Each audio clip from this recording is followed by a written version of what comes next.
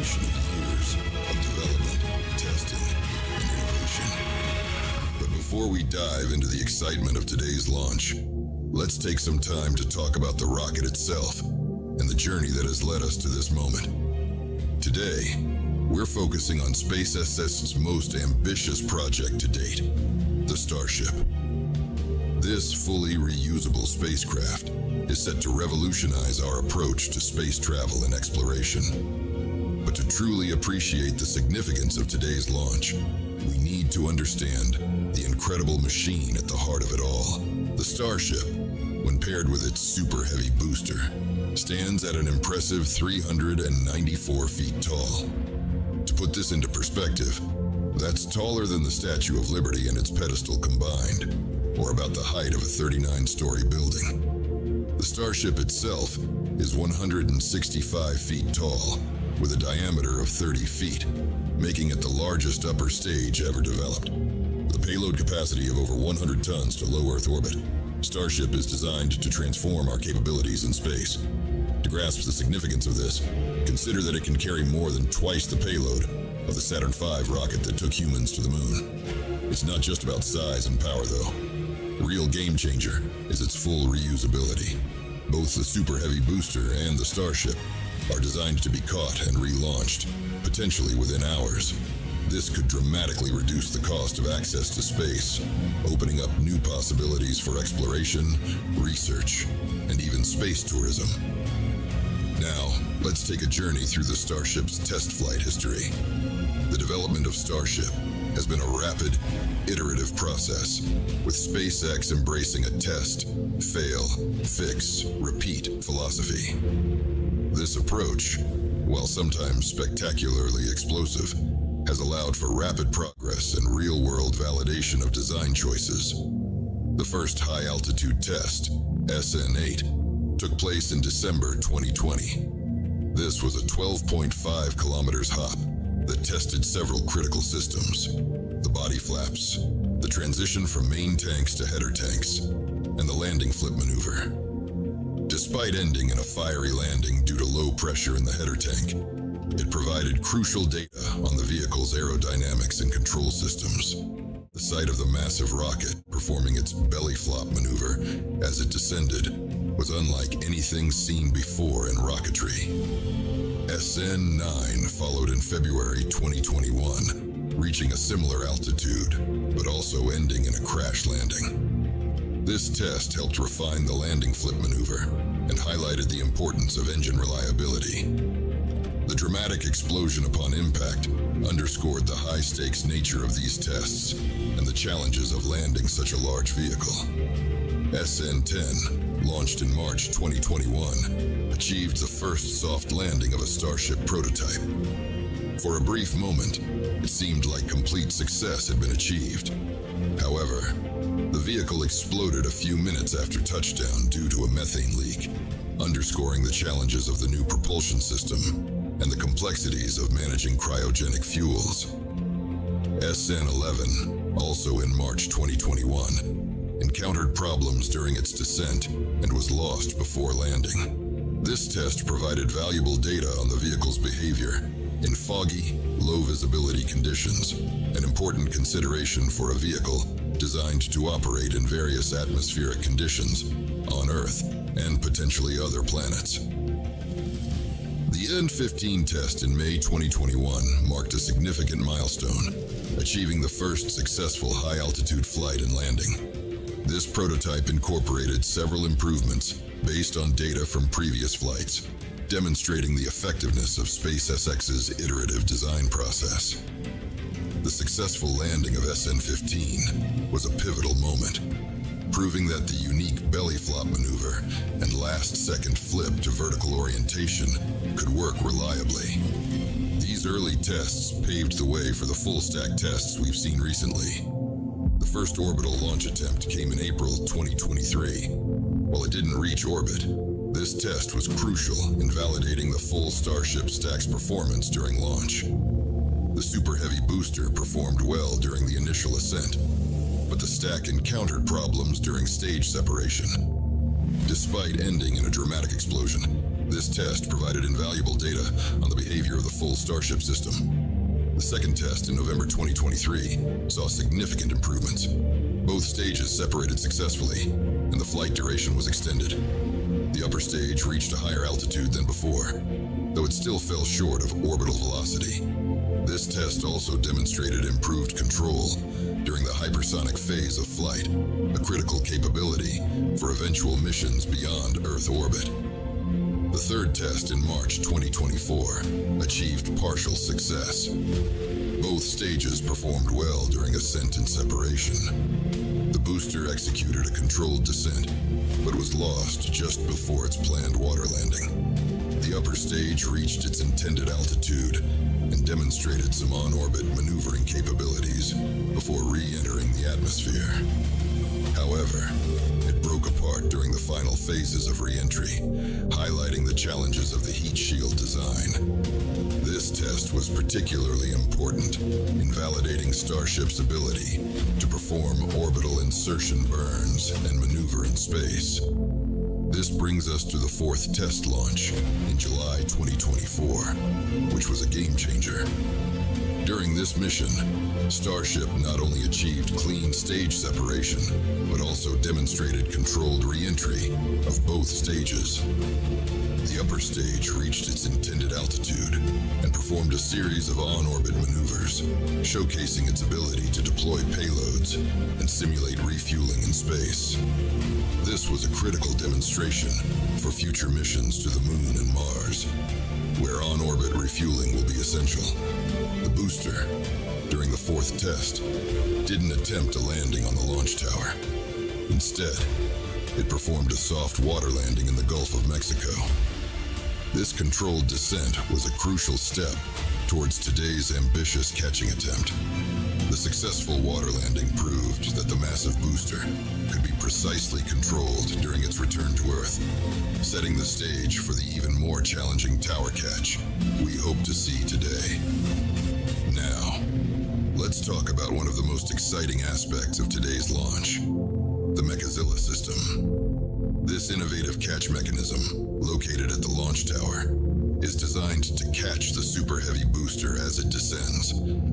Using massive arms nicknamed chopsticks, Mechazilla aims to grab the booster mid-air, potentially eliminating the need for landing legs and enabling rapid turnaround for future launches. The Mechazilla system consists of several key components. The launch tower itself, standing at approximately 469 feet tall. This tower is not just a catching mechanism, but also serves as the launch mount and provides all the necessary connections for fueling and power. The chopstick arms, which can move vertically along the tower. These massive steel structures are designed to support the weight of the super heavy booster.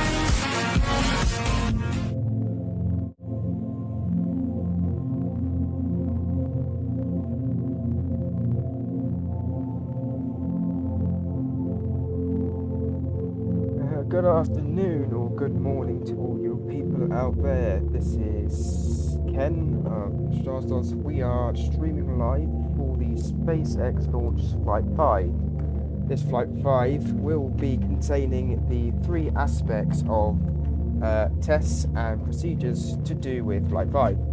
The first test is to test the more thrust and more engine repellent load. As the repellent load gets higher, there is a more cool down and chill down section. We will be talking more through the cool down section and the chill down section more towards the back of the flight. The front of the flight is coordinated to all procedures to do with the chopsticks. The chopsticks is a command, or is a metallized, as they call it, Godzilla, as you heard in our introduction tape. That it is a mechanized robotic hands. Imagine it's both your hands, but they're all made out of metal, and they will grab this booster by 2 points where the Starship booster will land. As you see, the Starship booster is this metal object here, any higher or lower, and their dependence. The dependence is massive, greater to the volume. If you know your geography or you know your text in engineering, it's big. It's I don't have the exact measurements, but we'll get them as we read through SpaceX's page. With everything else right now, this is the Flight 5 directory thing. We have the rocket that is going to do a orbital test and will land in the Indian Ocean. As it is supposed to, and the new heat shields that they have put in this time hopefully will withstand the amount and won't rip the fin apart. The last launch, that if you did watch one of my videos, you would have seen it get ripped apart. If I haven't posted, please let me know, because I don't know if I've posted or not correctly. Anyway, they have built a second launch tower that will be online by the end of next year or next 2 years' time. The flight will we will be watching the flight demonstration. It will launch at 1 o'clock or 12:30 have now been described as a milestone. So I'll be streaming throughout this entirety of it. We have a few documents I'll be going through as well with the FAA, or the FFA, or was it the, and I get this wrong, the Commercial Space Transport Licensing Group, or corporation. I have a few documents in my hand, and we have a few documents online we'll be looking at to demonstrate why it was delayed and why it would only be next 2 months. But they have now backtracked it to this week, as they were going through preparations to get the flight ready. We had no clue until literally only 3 days earlier, and that was a huge big deal for all of us, including me, because I love this kind of rocket and I have the badges to prove. I've been watching. I have Flight 1, 2, I missed out on 3 and 4, but I have Flight 5 badge coming soon, and I'll be posting that during the video I make of this. With everything explained, we have a few things that will be happening. So this is the watch, we'll be going on to watch it. So yeah, there are a few things here you'll need to know about, but we can go through them bit by bit eventually. Yes, this bit here I will be talking about just now.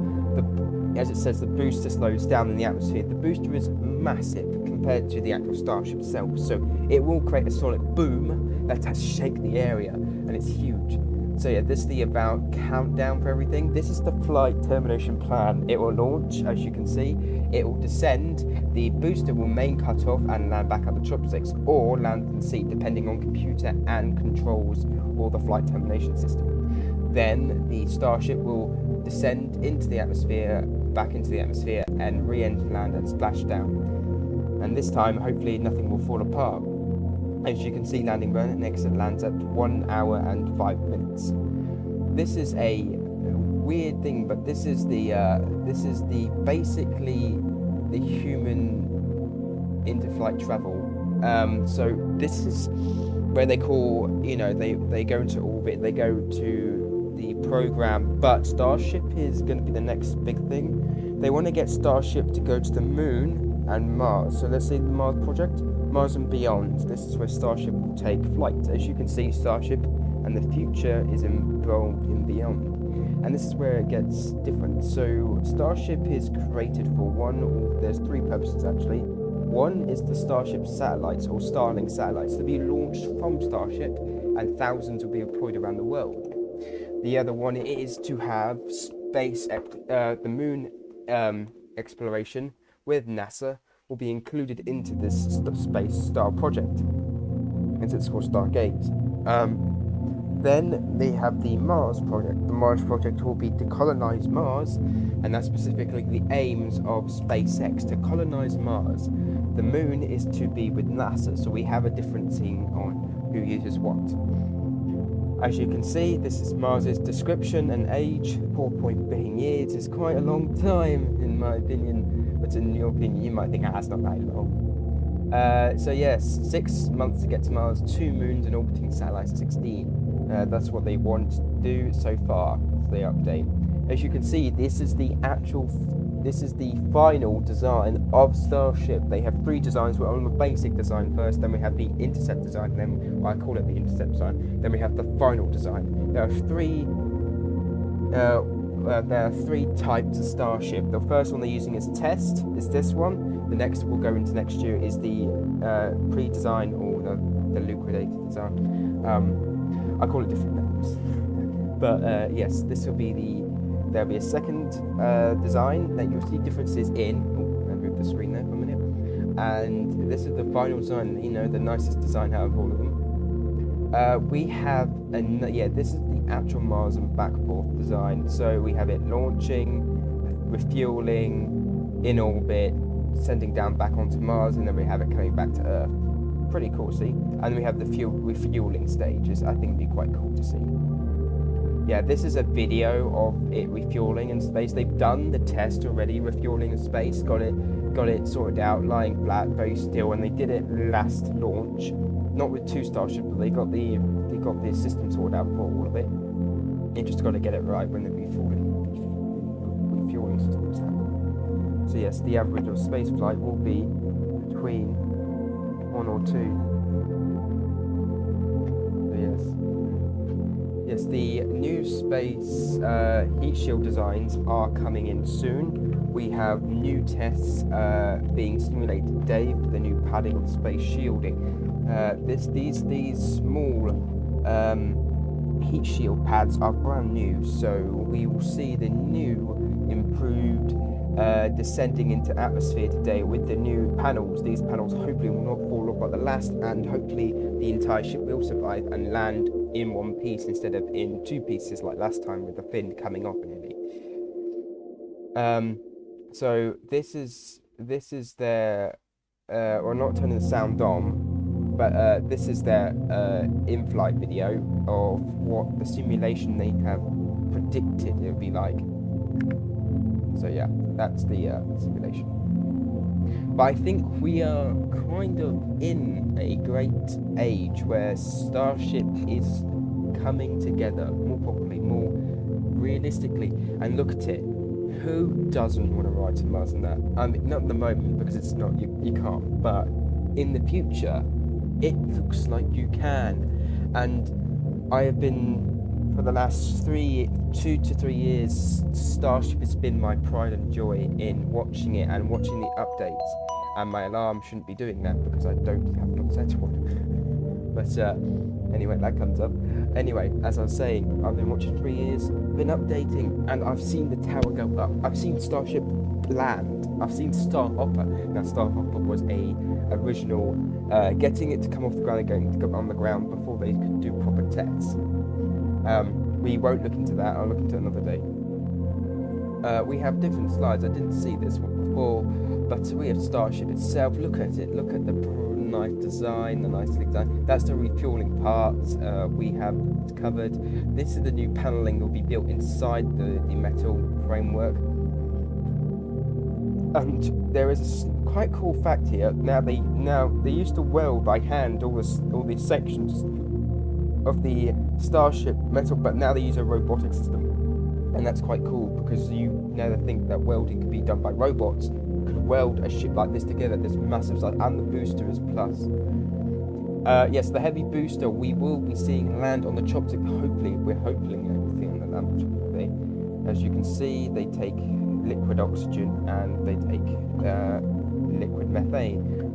They'll be using eventually, as I was told, they'll be using what's it called? biofuel. It's localized green methane. I can't remember what it's called. There's a chemical I know they're going to be using, but it'll come to brain later on, and then I'll tell you about it more.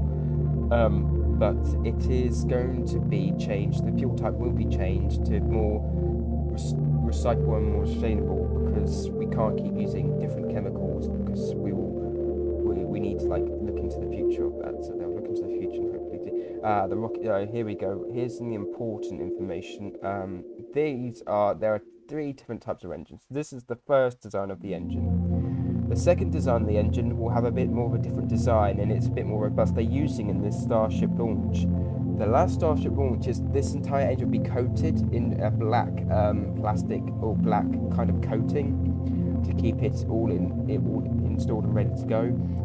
That we'll be releasing it next year as a Raptor 3 engine. We have the Raptor engines. There are different stages of engines. We have Raptor 1, Raptor 2, Raptor 3 engines, all in different stages. It's quite good to see.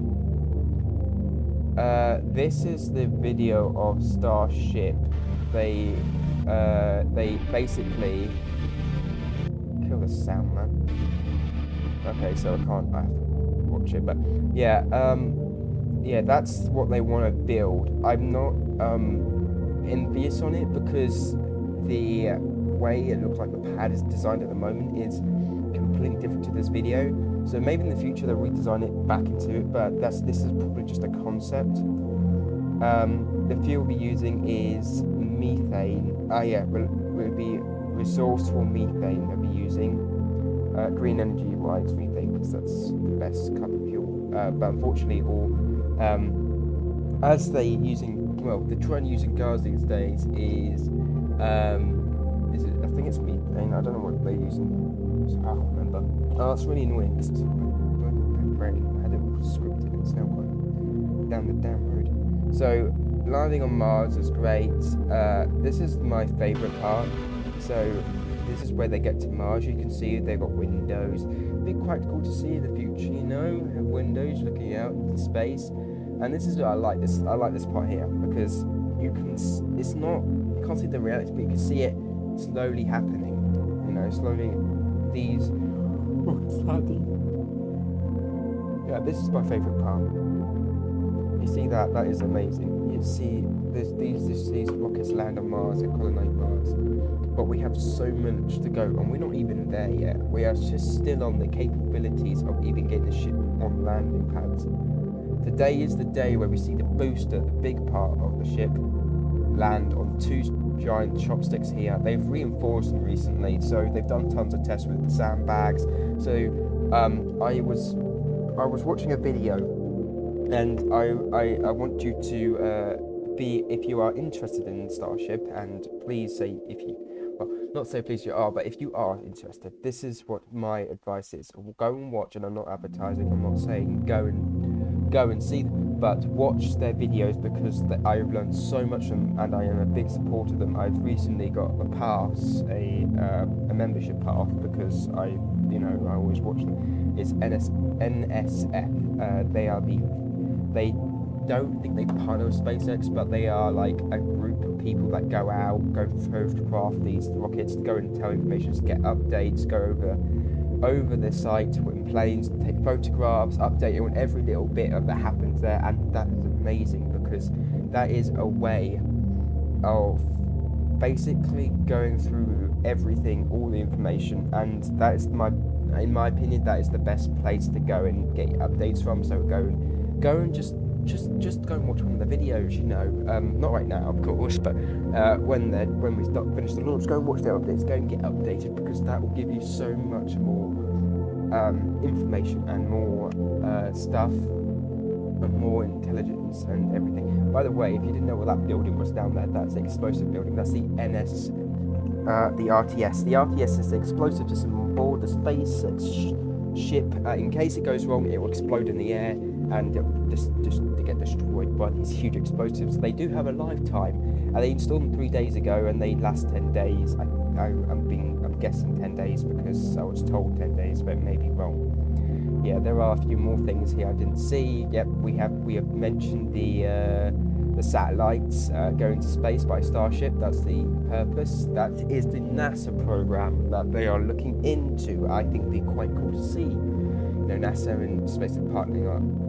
Yep, that's the re-entry. I was talking about the shielding, and yep, this is the transportation, Earth-to-Earth transportation. I like to see a lot. I just love this though. I love that picture. It always makes me goosebumps because I know that I've been always interested in SpaceX and what they do, and this is like amazing. You know, seeing the rockets there, seeing everything, seeing fuel tanks. By the way, these fuel tanks here are not there anymore. They use vertical tanks now because it's more efficient. And as well, when they did the first launch, they all got dented and kind of destroyed by the first launch because they didn't put anything on the ground. It was just concrete, so it blew all the concrete on the ground. But now they have a water. I call it a water spout, where it shoots water out the middle and then it deflects the flames. It's pretty cool. You know, you'll see in action later. I don't think there's a video. I don't know there's a video. Starbase, yes. I told you about it. It's big. It's massive. By the way, the tents now there are gone completely. They just replaced them with tall buildings. So yeah, this. By the way, in the middle of the Starship is the separator. It's because they don't want it getting destroyed when they start the engines. It's kind of a good thing in my opinion. Yeah, that's what it'll look like when it lands. Bit like that. So yeah, they have a in the middle they would have a flame dome.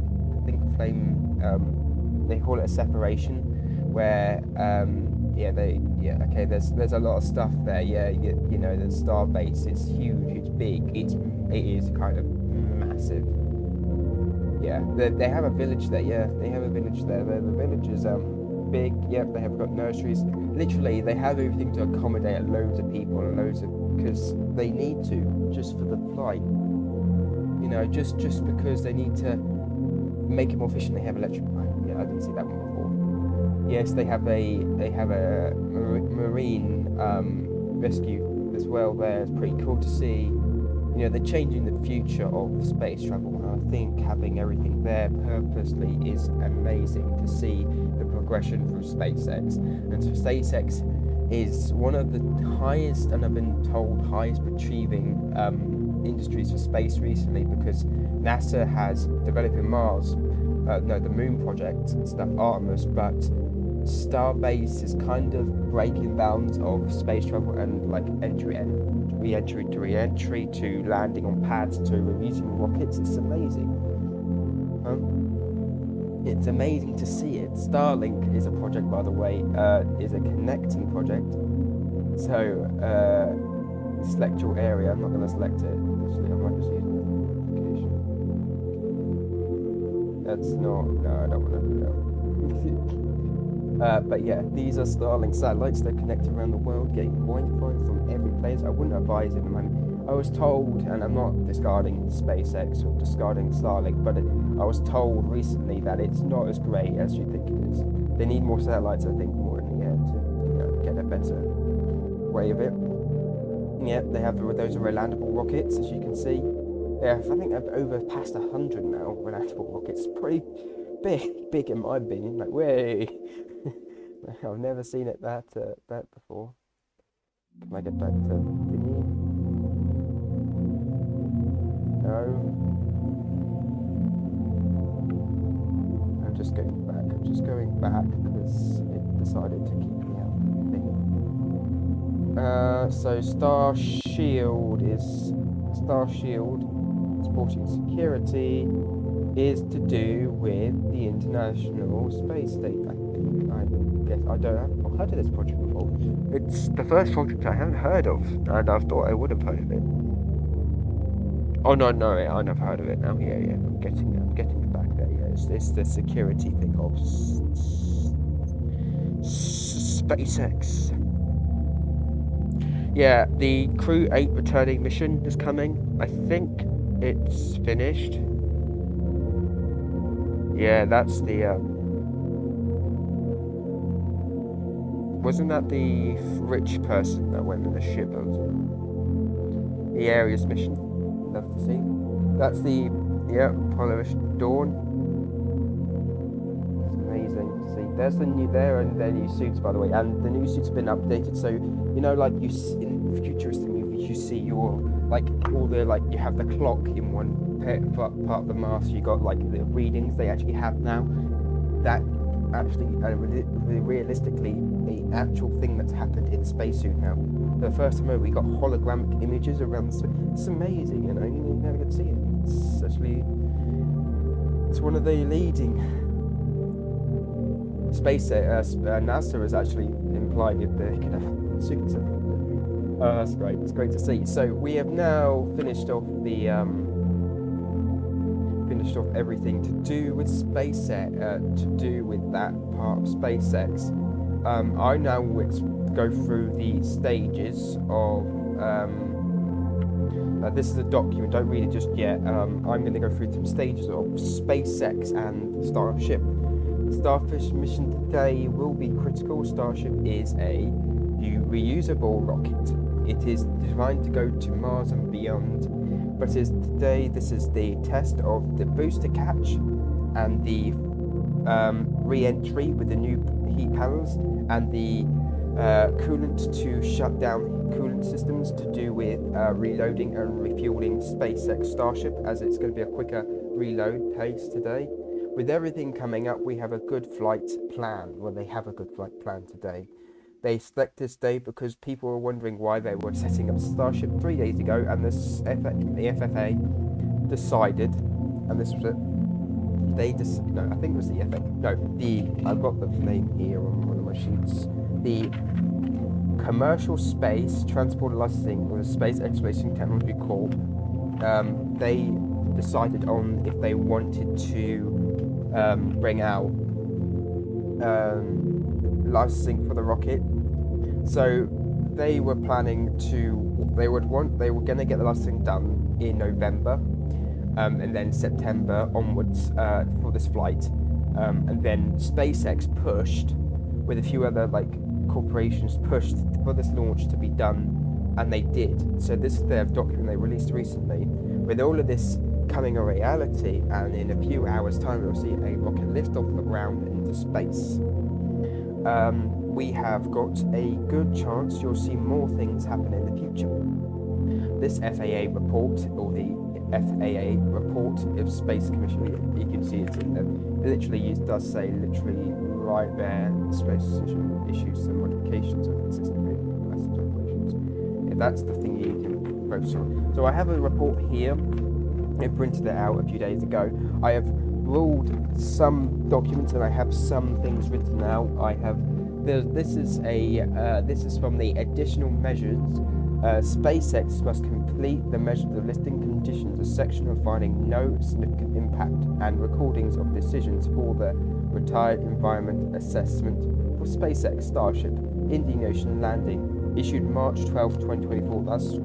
This was their, not recent, this was their paper before. This paper got released, and I've got the date here. It was released April 14th, 2023, and then it was released another issue for this paper June 4th, 2024. So it's June 2024, and it was updated 2 days ago. This is the new paper on the screen. I have underlined a few things. This is why they wouldn't want to launch. So I worked out a few things why they wouldn't want to launch. So I've got a huge amount of paper here underlined. The authority ordered and issued Space Exploration Technology Corp, SpaceX, under 51 USC, Sustainable V, Chapter 509, and 14 CFR Chapter 3. That's to do with corporations and listings. So if you don't know what listings, go and look them up, because it's explained too hard. It's explained too hard sometimes. So now this is the proposal. They had a modified launch license. The modifications were landing on the pad with the booster, they're landing on the coolant and shutdown operation, and getting the new heat panels. Everything has to be, inspected.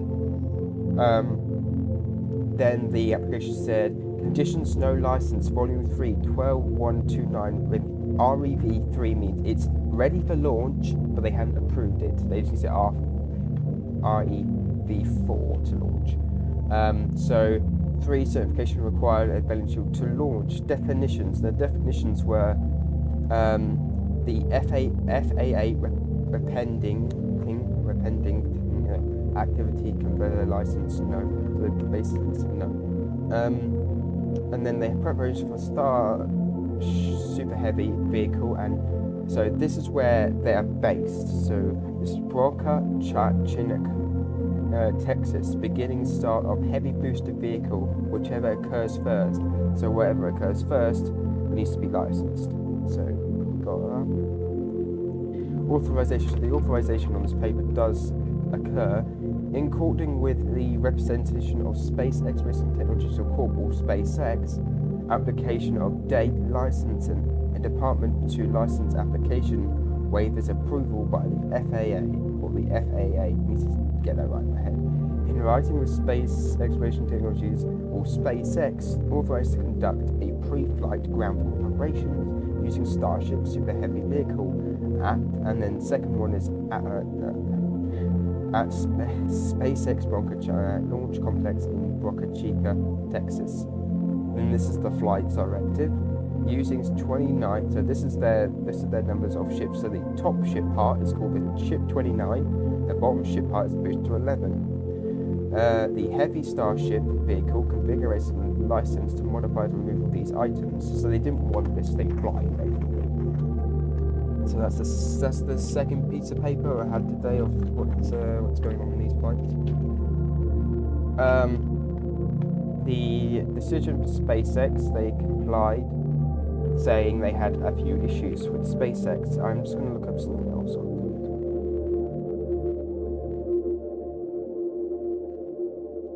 Good, I'm just looking at.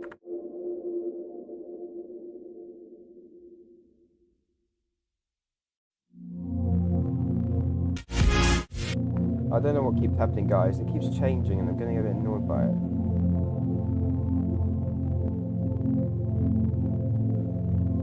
Settings. 1 minute.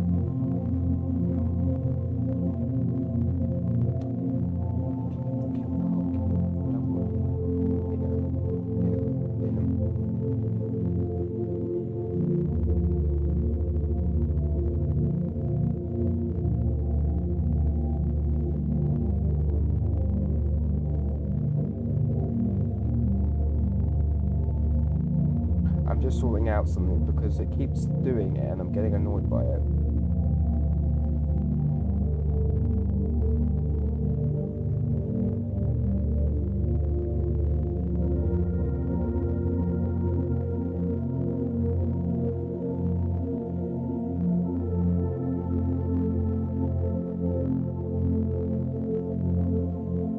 Right, now we have it set. So as I was saying, the modifications and the additional measurements, if you didn't hear the rest of that, I will go through in another video all on this basis. We are going through not the document on the screen, this document beforehand that came out in 2024, June 4th it came out. But this is a applied document to do with SpaceX and their launch licensing. So this is another report. SpaceX must provide the FAA with a location and fate and impedance vehicle stage within 30 days of each usage of approval plan submitted by the FAA at least 7 days prior to launch. So they were basically having a tantrum. I wouldn't say a tantrum, but they are having a huge argument. So we've got a few more papers here. So we don't need to go. We can read this paper first. We'll read this paper.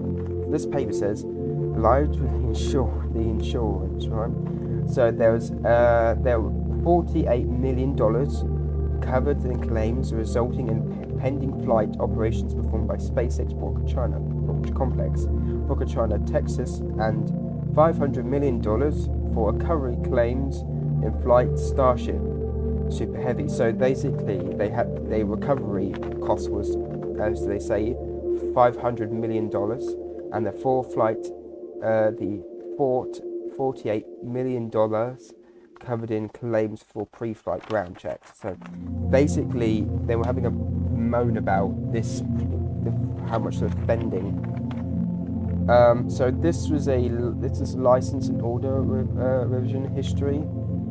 So this was published in November 15th, 2023, Order A1, and in one of these it says exchange paragraph depending on the stage vehicle to explaining vehicle stages, and then the original paragraph 9. If you look at if you ever get to see this document, you're going to read paragraph 9 because I cannot read paragraph 9. Anyway, we're about to okay, we can skip that now. Go into okay, here we go. March 13th, 2024, and this would be the added new paragraph. Spaceless must complete within the measure listed coordination section of April 14th, 2020. Written revaluation of 2022 parametric environment assessment for SpaceX Starship Super Heavy launch vehicle program at Bronca, China site in Cameron country, Texas. Yeah. So basically, they were deciding on the environment and safety. And then, okay, so we read everything that's documented to that launch. So they're saying they were in there attending, but they didn't want to approve it because they need to go through these checks. And this is the recent document on my screen that's come out. So I'm about to go on to the recent document. So this says background, space flight. I've read through a bit of it. And all of this document says, and I'm going to give you a pre-flight plan, RV4 is a launch license. They've given the launch license to pending review. The review was they said we need to basically launch this vehicle because we've already installed the TRS system that for explosions units, so we need to get it installed. So now we're on their Twitter page. So this is their Twitter page. If you don't know, we're going to be watching off their Twitter page because that is the best. So as you see, it's starting at 3:35 p.m. Coming up in about 30 minutes. Their live feed. This is a live feed from someone else at the moment. That is Starship right now. The fueling. Actually, that's not the live feed. Crap.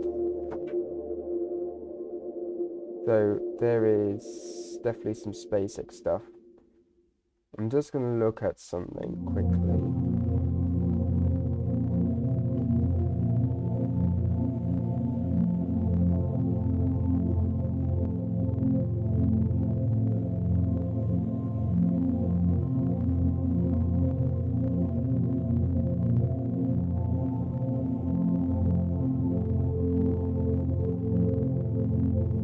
It looks like they're sprawling up the, getting everything ready to go. They have got the tanks sprawling up. They have the engine mount starting to get fuel into the fueling mount to get that ready to go to pump into the Starship. We have alerts around. They have shut down highway systems to alert that this is going ahead. They have alerted the village for an evacuation so they can get ready to go, and they have and it looks like they've now gone through pre-checks on the launch mount and started sprawling up the liquid oxygen system. It looks like everything is starting together. The fuel tank system looks like it's starting to fire up. So yeah, there's a lot of stuff going on.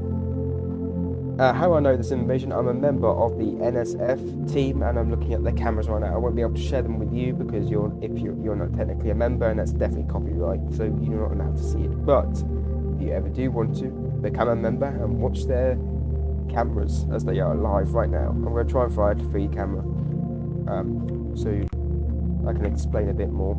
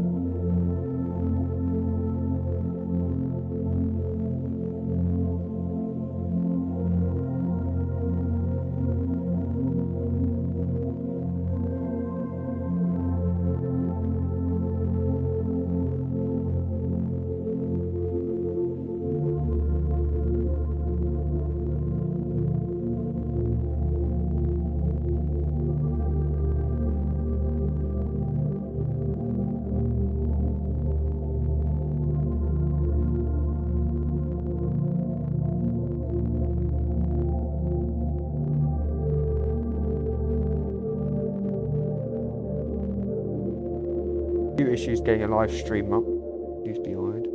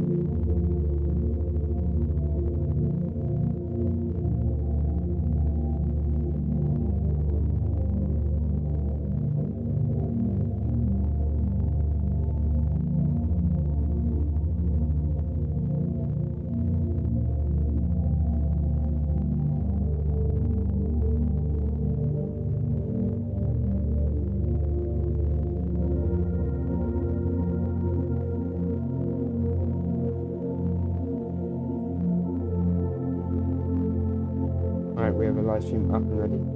Can you see it? You can see it. This is the Starship Flight 5 live feed.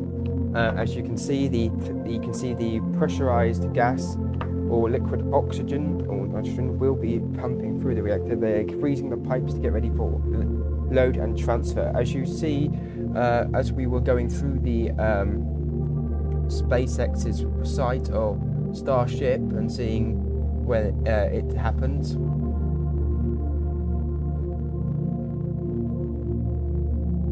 So I'm just searching something up on the screen.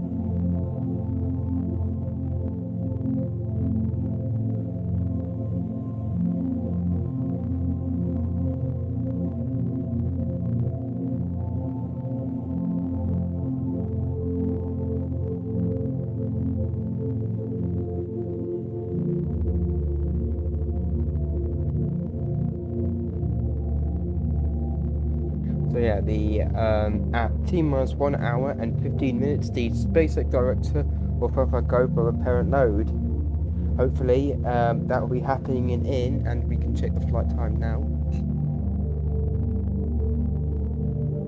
We can see it can happen. It's already happened. I think it's already happened. I think we're already starting for repellent load.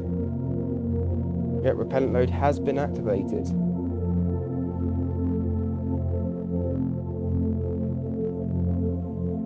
So in T-minus 49 minutes, fuel liquid methane load will be underway, and that will happen in a few minutes' time.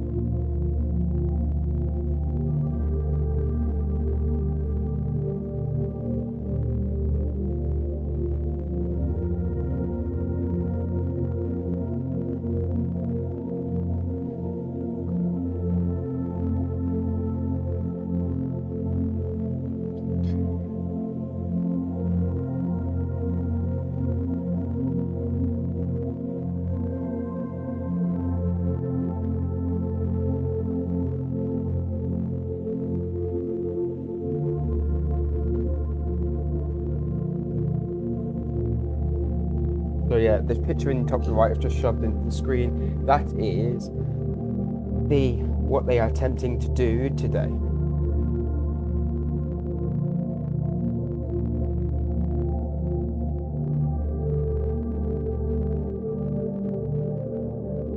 I am just going to go and get something. I'll be back in a few minutes.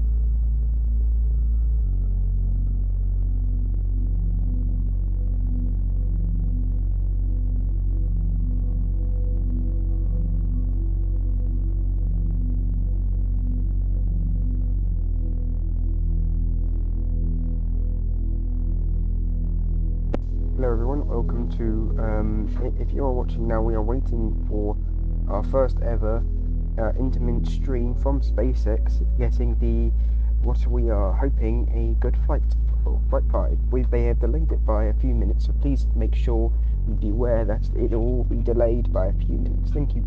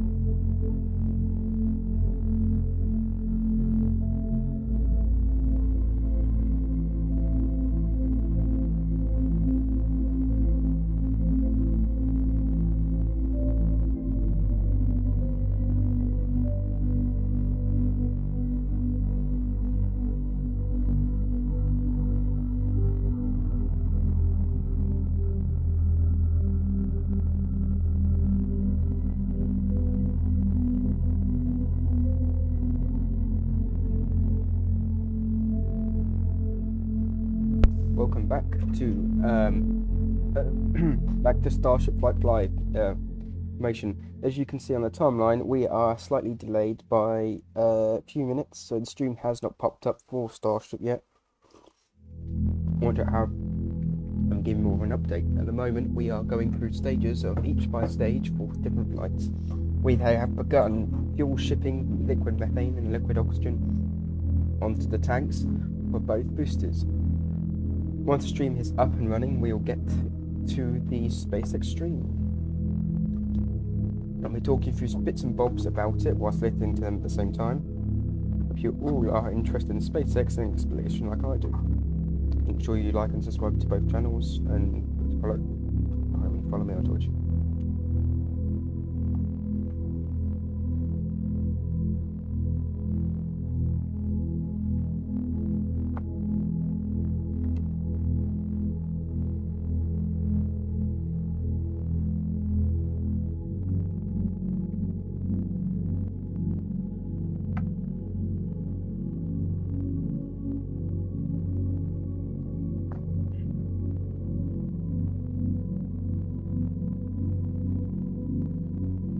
We are live.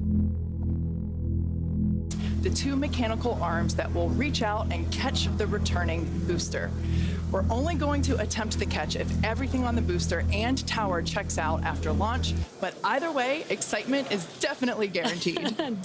Stronger tiles and a secondary layer, which is an extra layer of protection for the ship that will protect from any of the missing, that will help protect if there's any missing or damaged tiles. Now, not only did we replace the entire heat shield with our newest generation of stronger tiles for today's flight, we'll also be flying a handful of aluminum tiles that are there to help the team understand the thermodynamic environment during re-entry.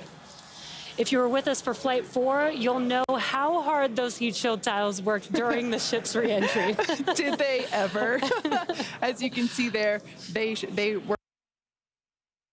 worked incredibly hard. This big heat shield rework that we're talking about promises to increase the likelihood of Starship being better protected during controlled re-entry as it heads towards its flip maneuver and landing burn for a soft splashdown on target in the Indian Ocean, just like we did in Flight 4.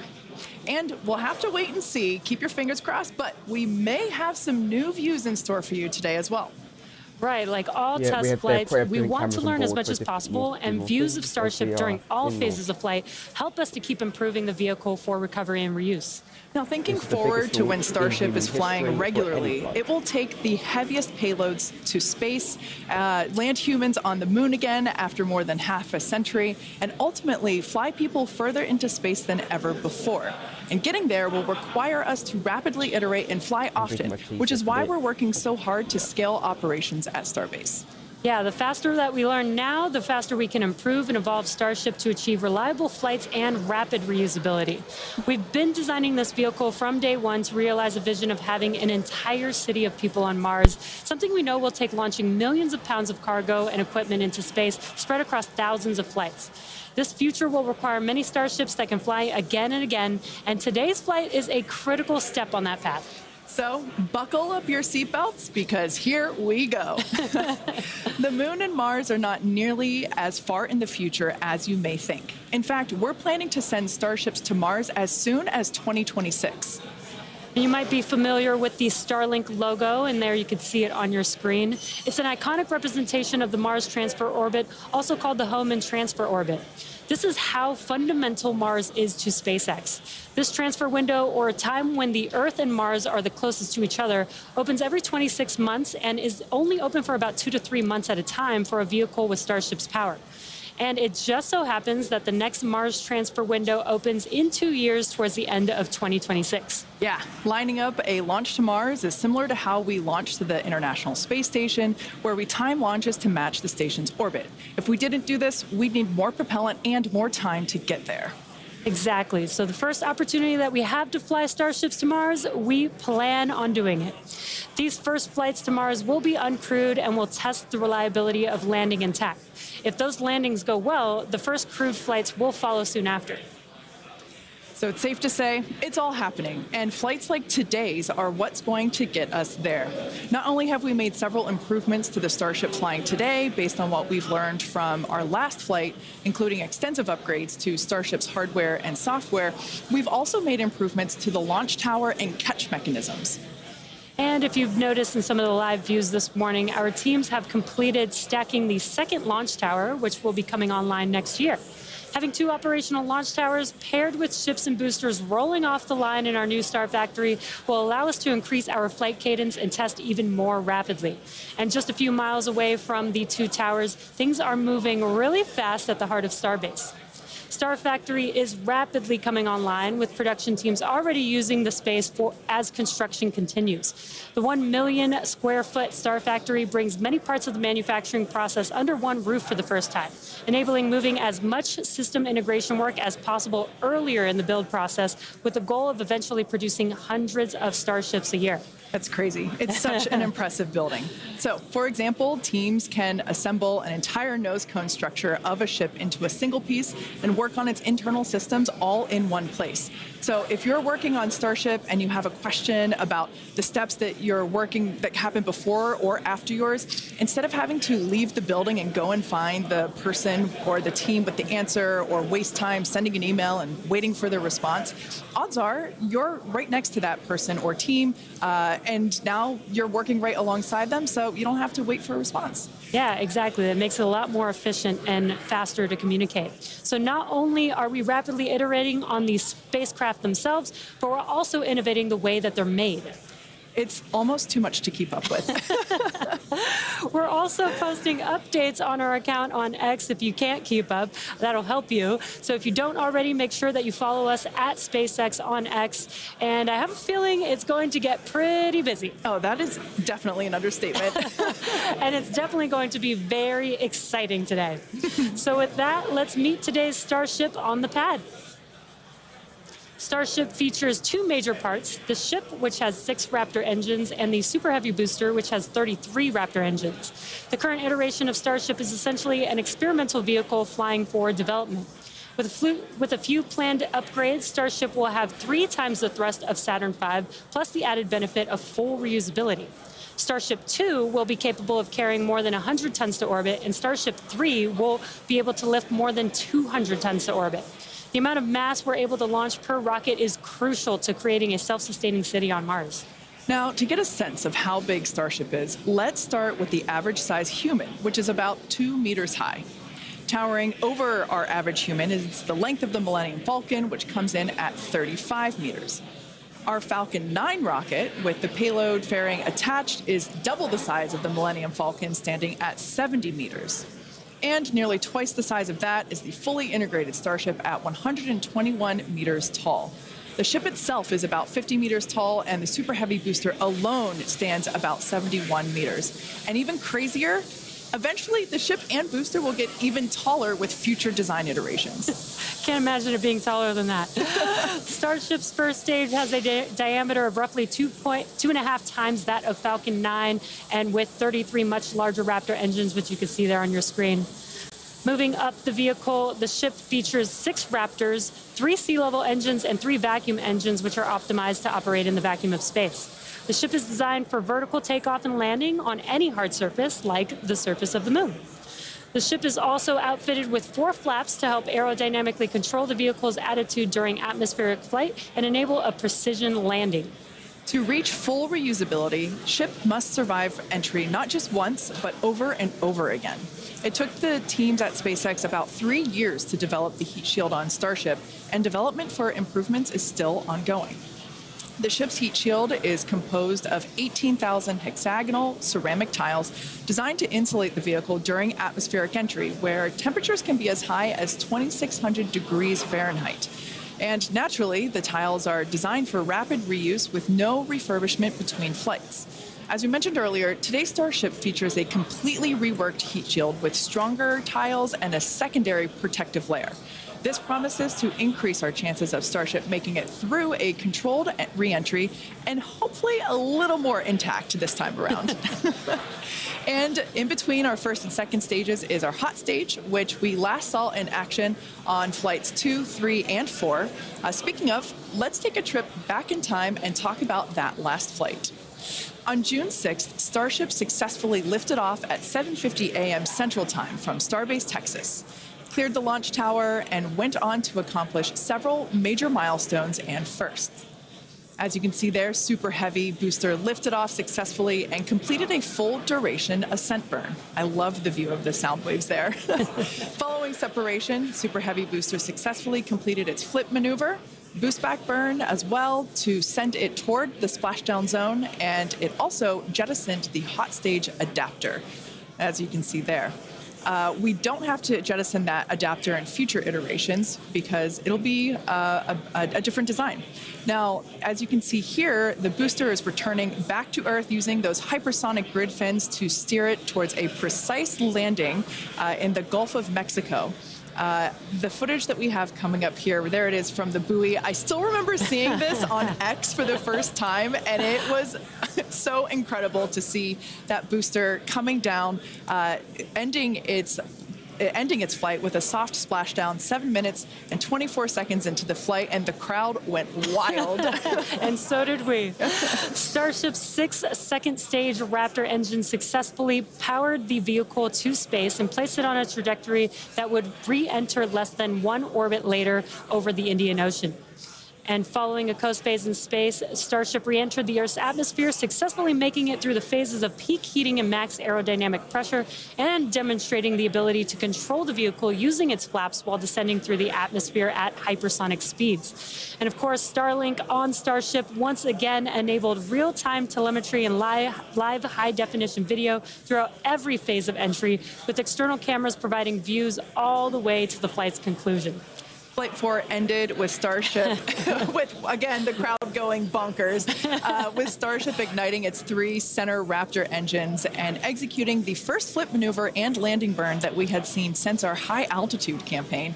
And that was followed by a soft splashdown of the ship in the Indian Ocean 1 hour and 6 minutes later. And we were all glued to the monitors, watching the little flap that could the whole way down. Seeing the landing burn and splashdown was an incredible moment for the entire SpaceX team, and we'll be looking out for many more of these incredible moments today. All right, so while today's mission profile is similar to Flight 4, we got a couple new test objectives, including catching the booster back at the launch tower. In about 18 minutes from now, Super Heavy will ignite its 33 Raptor engines and lift off from Starbase. A little more than 2.5 minutes into flight, the Super Heavy booster will separate from the ship in a hot stage separation. After that separation, the booster will perform a flip maneuver followed by a boost back burn. And about 2 seconds after that burn ends, we'll jettison the booster's hot stage. As it heads back towards the ground, the booster will either attempt a landing, landing burn, but then will either return to the tower or splashing down in the Gulf of Mexico. Meanwhile, the ship's engines will remain lit for just under 6 minutes during its ascent phase before shutting down for the coast. The ship will coast for about 40 minutes or so, reaching a peak altitude of about 213 kilometers.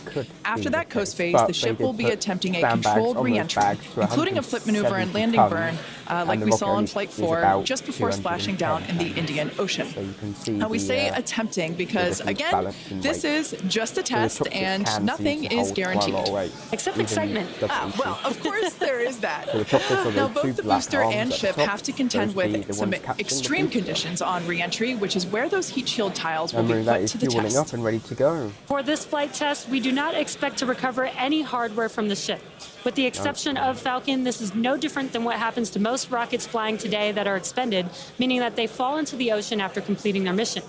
Eventually, we will return and reuse Super Heavy boosters and Starships as we do today with Falcon 9 and Falcon Heavy boosters. And in fact, we've landed Falcon boosters 352 times to date. Oh, man, I hear you say that number, and that is just wild. I still remember the night or at least most of the night, that that Falcon landed for the first time, and it still feels like yesterday. Yeah, definitely one of my favorite moments at SpaceX. And returning Super Heavy promises to be an even more impressive sight and a huge moment on the road to rapid reusability. Yeah, speaking of rapid reusability, future Starship designs will give Super Heavy boosters a lighter weight and integrated hot stage intended for full reusability, which will mitigate the need to jettison the hot stage like we'll do today.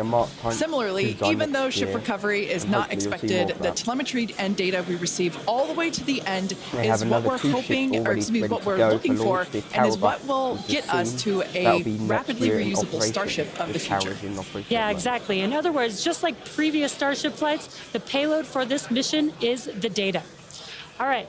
Now that we have a handle on today's flight test, let's check in with Dan, who is right in the middle of the action. He's just a few kilometers from Starship on the pad. How's it going, Dan?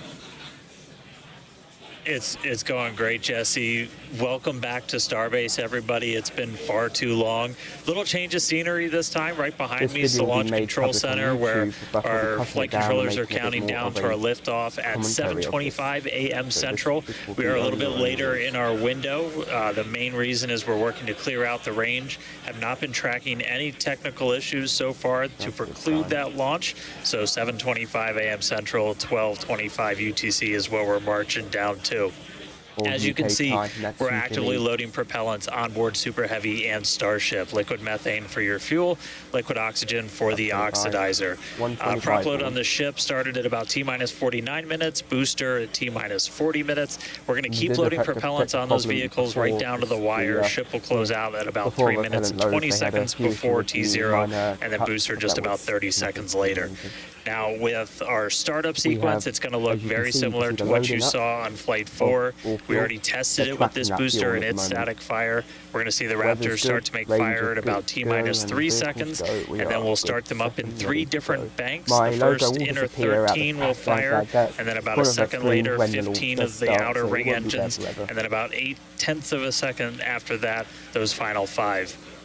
Another reminder, if we need to hold, we have a built-in spot at T-minus 40 seconds. We can hold for stuff like if we need to finish clearing the range or if any other technical issues pop up, just kind of in the last second. But if there's nothing holding us back, we're going to go right past that and go down to 0. So, I mean, as of right now, we're just under 14 minutes away from liftoff, not working any technical issues. Range is expected to clear. We're just clearing out a few more boats. And as you can see, the weather is perfect. We had 100% go for launch from the weather officer, so that was pretty unprecedented and something we really like to hear. If we're not able to go today, since we are loading prop, it would likely be about 48 hours before our next attempt. But good thing we're going to launch today. Really looking forward to being able to turn around and see it this time. Counting down to 7:25 a.m. Central, and I'll see you guys in a couple of minutes. I'll send it back to you in Hawthorne. Thanks, Dan.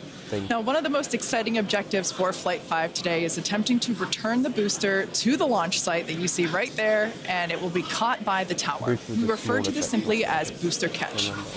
As you've heard us say, Starship and Super Heavy are designed to be rapidly reused, which is why we've developed a novel way of returning the vehicles that leverages the same hardware we use for stacking ahead of flight. Right now, when we recover our Falcon boosters, they either return to a separate landing zone on land or to a drone ship in the ocean, both of which require time to transport the vehicle back to the launch site.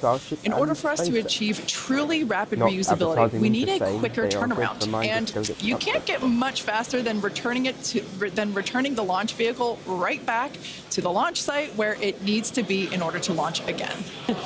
For today's booster catch attempt, while there are thousands of criteria that need to be met, there are 3 primary gates that will be in play. In order to proceed, automated checks have to indicate we have a healthy booster and a healthy tower, and the flight director must issue a manual command, which is informed by manual checks from the flight control team.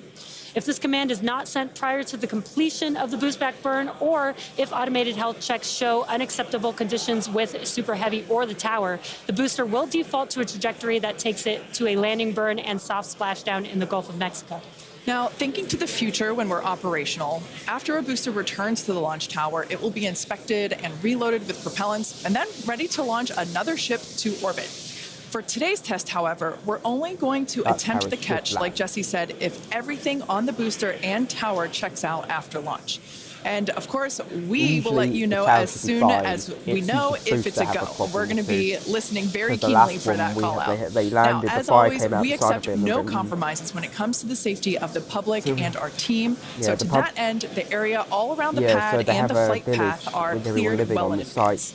Exactly. A lot of things have to go right in order to line up the booster catch. So don't be surprised if we don't attempt the catch today. Either way, today's flight will generate data that will continue to inform our future flights and help us get to that operational cadence. Yeah. Oh, you can't forget what else it will generate. Are you thinking what I'm thinking? I mean, I was going to say a sonic boom. Oh, I was going to say excitement, but that's a really good reminder. Now, if we do make it to a catch attempt today, Super Heavy may generate a sonic boom upon its return. And that's basically a brief thunder-like noise that we hear when an aircraft or other object travels faster than the speed of sound. Anyone that has been in the area for a Falcon 9 land landing in Florida or California, or even some space shuttle landings, may have heard one of these. Generally, the only impact in those surrounding areas of a sonic boom is the brief noise, with variables like weather and distance impacting if or how the sonic boom is heard. Here's a brief look at how these sonic booms look and sound on Falcon. I know a lot of people will be excited when they hear the sonic boom. And these are going to provide quite a show because you're going to hear those sonic booms.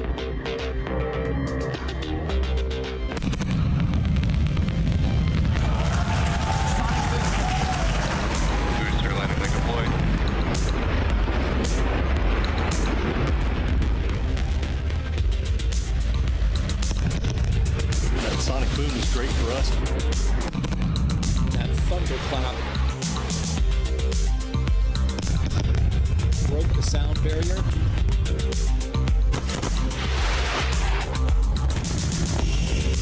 Type booster separation confirmed.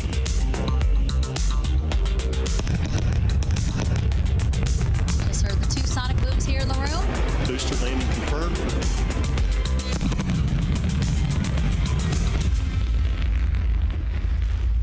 Oh, that's a good sonic boom. As our test flights continue, we plan to demonstrate ship-to-ship propellant transfer, which will be important in preparation for Starship taking astronauts to the moon as part of NASA's Artemis program. SpaceX will perform one uncrewed demonstration flight before NASA's Artemis 3 mission, which will be the first human surface expedition since 1972. Also, in preparation for missions to the moon and Mars, we're gaining tons of knowledge from our human spaceflight missions, including free flyer flights like our recent commercial astronaut mission Polaris Dawn. Polaris Dawn was the first of up to 3 missions in the Polaris program, which is demonstrating new technologies, conducting extensive research, and will culminate in a flight of Starship with humans on board.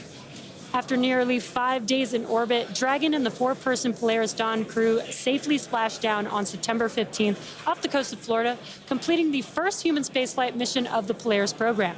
The Polaris Dawn crew performed some incredible firsts during their mission. Dragon and the crew reached 1,408.1 kilometers, the highest Earth orbit ever flown, and the farthest humans have been from our planet since the Apollo program. The crew also performed the first ever commercial EVA, or extravehicular activity. And as you can see there, they were wearing the new EVA suits that we developed here in-house. This was an incredible moment to see Jared and then later Sarah emerge and perform this EVA with Earth behind. Now, in addition to this incredible spacewalk, they also conducted about 36 research studies and experiments from 31 partner institutions, including NASA. And in addition to all of that, they also tested Starlink laser-based communications in space. The data gathered from Polaris Dawn missions is invaluable, much like the data that we're going to see after today's flight test of Starship. So we're coming down to T-minus about 7 minutes. Let's check in with Dan. Hey, thanks, Kate. So yeah, we're right at about 7 minutes away from launch. The main thing we are still working is that range clear. Again, we have to make sure boats, airspace, everything is cleared out of the way for our ascent corridor, basically the Gulf of Mexico, where we're launching through before we can actually launch. And so we're working on clearing out just a few more boats. We do have a window, remember, So if we end up holding at like a T-minus 40 seconds, we can hold for several minutes, allow those boats to get out of the way, and then we can launch. Our window is from 7 to 7:30 Central, so we don't have a huge amount of time today, but we do have some margin if we need to work with it to still get off the ground today. For now, though, we're coming up on finishing prop load on both vehicles. Header tanks are pretty much topped out on the ship. Those are going to be used for its landing burn. And again, we're going to be closing out all of the prop load at about T-minus 3 minutes, 20 seconds for the ship, and then just 30 seconds later for booster. One kind of cool thing to talk about, so the folks in launch control behind me, after liftoff, they're going to have some pretty special tasks today. If we're going to go through with the catch, they're going to be doing some really detailed inspections just visually of all of the different tower systems, a lot of those things that we upgraded, just to make sure that we are in the right posture to actually proceed with the catch. So they'll be working kind of fast and furious behind the scenes to inform the flight director's manual command to send the booster back. So if we hear that command being sent, that's going to be just the roof's going to come off. That's going to be a really exciting moment. So otherwise, if we don't go today, as you guys talked about, there is a chance, and if we don't send the booster back, we'll do a landing burn and a splashdown in the Gulf, and then that's just another landing burn to gather more data, learn more lessons from, and then we'll come back and try the catch again on the next one. But as of right now, we're coming up on 5 minutes. There is a chance that we'll hold or extend into the end of our window, so don't be surprised if that ends up happening. But if those boats do get out of the way, we are just about 5 minutes away from launch. So I'll check back in just a moment, but back over to you, Kate and Jesse. Thanks, Dan. Our rapid iterative development approach has been the basis for all of SpaceX's major innovative advancements, including Falcon, Dragon, and Starlink. Today, we're testing hardware and systems, and we need to know how they perform under the most extreme conditions. We'd much rather find the bugs now during testing than later on when there's more on the line. And to reiterate, while we do determine an acceptable level of technical risk on our vehicle and pad in order to learn as fast as possible, we accept no compromises when it comes to the safety of the public or our team. So that is to say, this is only the 5th of many future flight tests of Starship before it becomes fully operational. You might remember the Starlink panels that are incorporated into Starship, and you can see them there on your screen, those rectangular panels on Starship's nose cone. Starlink brings us the epic views in space and on re-entry, and also helps deliver us the critical flight data engineers need to continue development.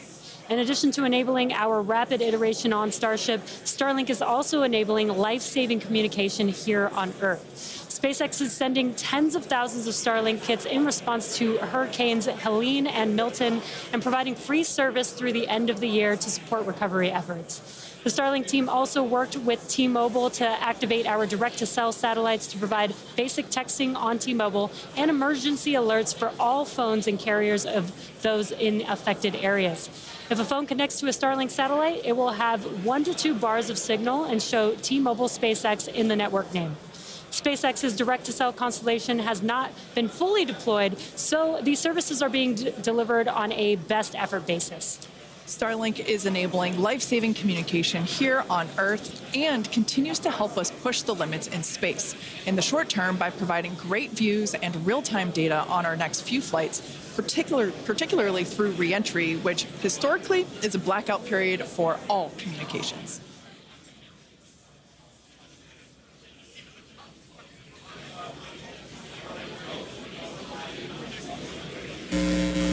All right, so we're coming up on 2 minutes, 30 seconds away from launch. We were hearing like there was a pretty good chance we were going to hold at T-minus 40 seconds, but surprise, now it sounds like we might not be. So we are just a little over 2 minutes away, so a couple more things going to be happening. We did just close out our propellant load on the ship and the booster, so 10 million pounds of propellant on that vehicle on the pad here at Starbase, getting ready to go. We're going to start clearing out all of the lines that are basically pushing all of that propellant to the vehicles. Those get cleaned out or cleared out on the ground before we lift off. We're doing some final checks on the vehicle, the thrust vector control that we're going to use to steer it as well as the guidance system doing its final alignment, just a lot of our final checkouts. But we are starting to hear that it looks like the range is going to be clear at our liftoff time of 7:25 a.m. Central, 12:25 UTC. So that puts us 1 minute, 20 seconds away from launch. Still not tracking any technical issues. That range clear is the only thing that's been potentially poking at our launch. So I'm going to start to quiet down. We'll hear our flight director for today, Tristan Pierce, give some of the final call-outs. As of right now, we are 1 minute away from liftoff.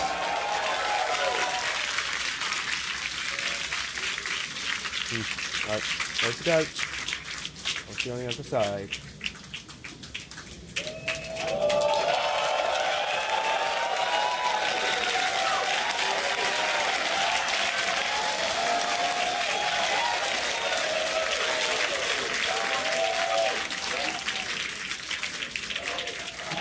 Flight directors go for launch.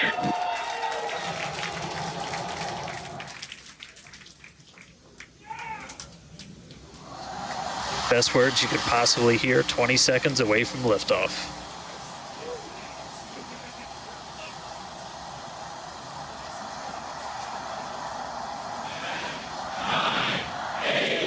T-minus 5, 4, 3, 2, 1.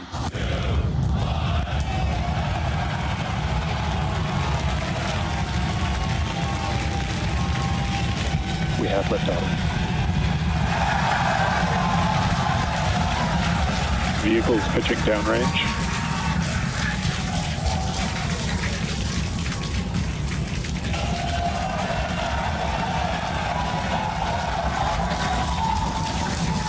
Booster after chamber pressure nominal.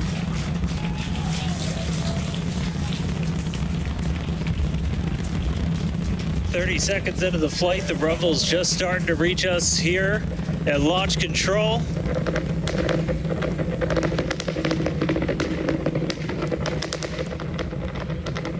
Booster and ship, avionics power, telemetry nominal. 33 Raptor engines.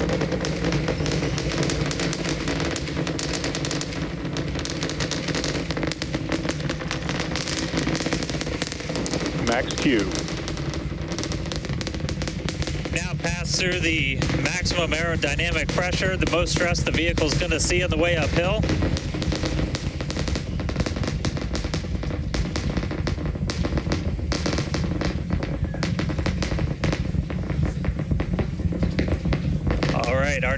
Our next major milestone coming up, it's going to be hot staging. We're going to see the engines ignite on ship to push it away from the booster.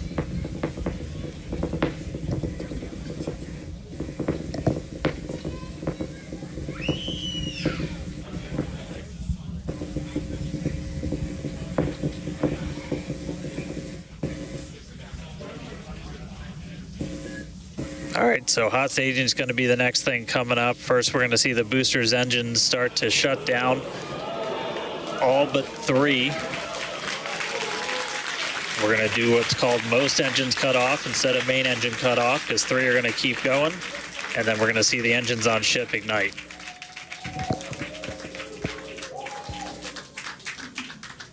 Right now, the tower team is doing their go, no go.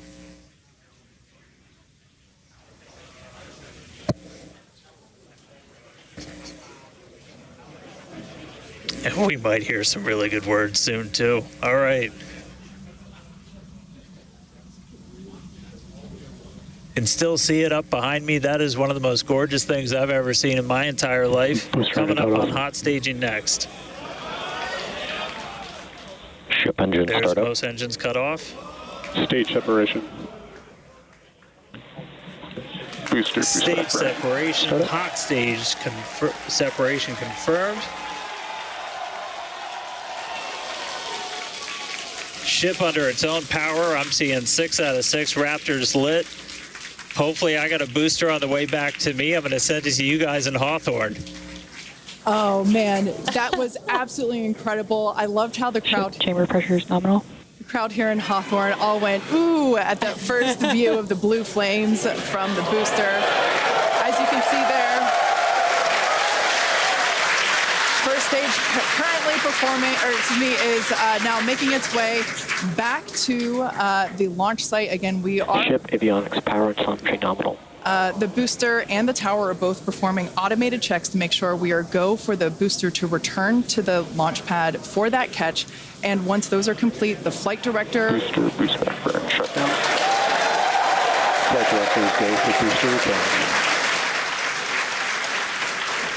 And we did hear that the tower is go for catch. So that was one of the big criteria we were looking for. This view We'll here... wait to hear that the go for catch has been sent. Hi guys, welcome to the rockets. We are now... Beautiful view here from the ship. And so exciting to hear that we got a go for booster catch. That means it's going to be a really exciting morning. Again, the booster is making its way back towards now land in order to make that catch attempt in the tower. So incredible to see these views. You can see the ship on the right-hand side of your screen. All 6 Raptor engines are under full power. Once again, the booster is making its way back to the launch site. We are going to try and catch it using the chopsticks on the launch tower, the exact same tower that it just launched from just 5 minutes ago. Yeah, and the booster... Starship on nominal trajectory. I can confirm the command was sent for the booster to come back. That is incredible. Look it up right now. Amazing. It's pretty much right overhead of us, and we can see it starting to come down. I can't wait for us to hear the sonic boom through Dan's mic. Right. That is going to be incredible. It was so cool to hear the liftoff. And so once again, a successful on-time liftoff of Starship Flight 5. The ship has separated from the booster. The booster is there on your screen. It is making its way back to the launch site. We are going to attempt the catch using the chopsticks. We did hear the confirmation that the command was sent to the tower. We are go for catch. And in order to... And guys, we should just be about 30 seconds away from our landing burn. It's going to happen in 3 phases. We're going to land 13 engines. Oh my God, burn it's off all happening. that velocity. Oh, we can see it coming down through the plume. Oh my gosh. Booster coming in hot for booster catch. It's happening. We're going to ignite 13 of those Raptor engines, and this view is incredible right now. You can see how fast this vehicle is moving on the left hand. Here we go. Fire up. Yes. Landing burn has been ignited. We're now down to 3 Raptor engines. Oh. We can see those chopsticks. Oh. No way.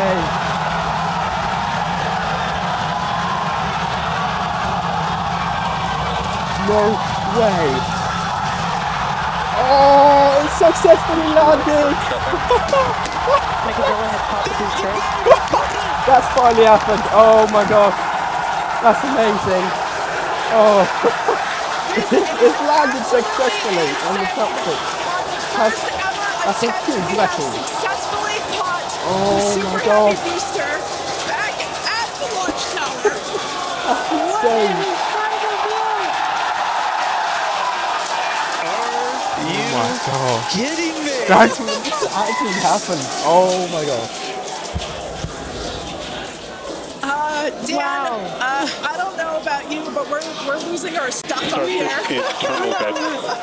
Guys, I'm sorry. Like, even in this day and age, what we just saw, that looked like magic. It's a bit of fire here. Oh, wow. Dan, this view must have been insane. We are still going wild over here over this. Folks, fire. this is a day for the engineering history books. This is a live view of the Super Heavy booster as it has just been successfully caught back at the very same launch tower that it just came from. Dan, I love this. You are reflecting exactly what everybody else here in Hawthorne, except maybe a little bit more because you got to see it with your own eyes. How was that? We got it. I mean, like, I can't even describe it. Ship, main engine cut off, ship's in orbit, but I am like shaking right now. That was. Yeah, this is not, yeah, I mean, let's check in on ship. It's hard to believe that. Starship nominal orbit insertion. All right, exciting news there. It's hard to believe that, booster isn't the only excitement that we have today. Just confirmation there. A gorgeous view of planet Earth behind the ship. Saved. And it is now in the orbit that we expected it to. This is just an incredible day. Live views there as the booster vents some pressures there. That is a live view from the top of the tower looking at the chopsticks. I am still in disbelief. I'm trying to catch my tears just like the chopsticks caught the booster. It has been nonstop since liftoff. And we are all so excited about everything that's been happening so far this morning. With the booster having completed its job for today, we are going to take a short break for the next 30 minutes. We'll return back at T plus 40 minutes while the ship continues to coast before re-entry. Oh, man. And as with previous flights, Starlink may actually enable us to talk with the ship through re-entry with no communication blackout. We, of course, are still testing Starlink during this phase of flight, so nothing is certain. But if we do have views, we'll be sure to bring those to you live. That's insane. Views or no views, we'll see you back here at T plus 40 minutes for coverage of Starship's re-entry, flip maneuver, landing burn, and splashdown.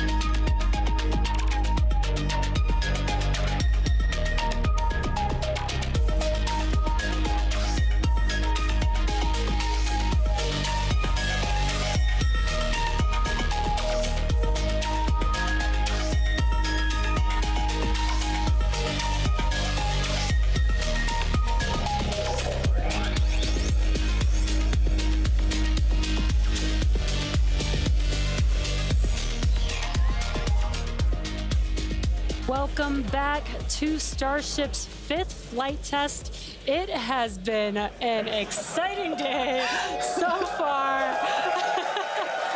Even the crowd here is still so excited.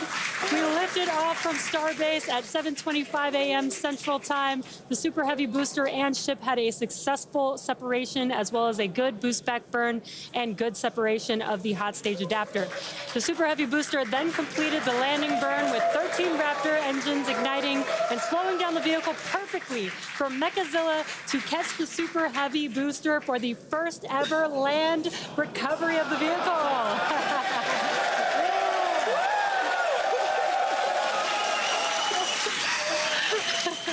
Now, it is insane to think that we're not done yet. We still have, in about 48 minutes, the ship will re-enter. The flap, all the flaps that will today, not that could. The ship will re-enter the Earth's atmosphere. Now, as a reminder, one of the main goals of today's test flight is for the ship to make it through the extreme heat of re-entry and to do so in a controlled manner. We learned a lot about this phase during Flight 4 and, as a result, completely reworked the heat shield, but more on all that in just a minute. Now, re-entry is typically a portion of flight where we don't have communications with the spacecraft because re-entering, it'll be re-entering at about 8 kilometers per second, or about 5 miles per second of roughly orbital velocity. Now, those speeds, the spacecraft moving through the atmosphere results in friction and creates a plasma field around the vehicle. We saw this in action on Flight 4 thanks to Starlink, and wow, it was breathtaking. The blanket of plasma ends up distorting communication frequencies, so it's not uncommon to experience brief blackouts in communication, but hopefully that's not the case today.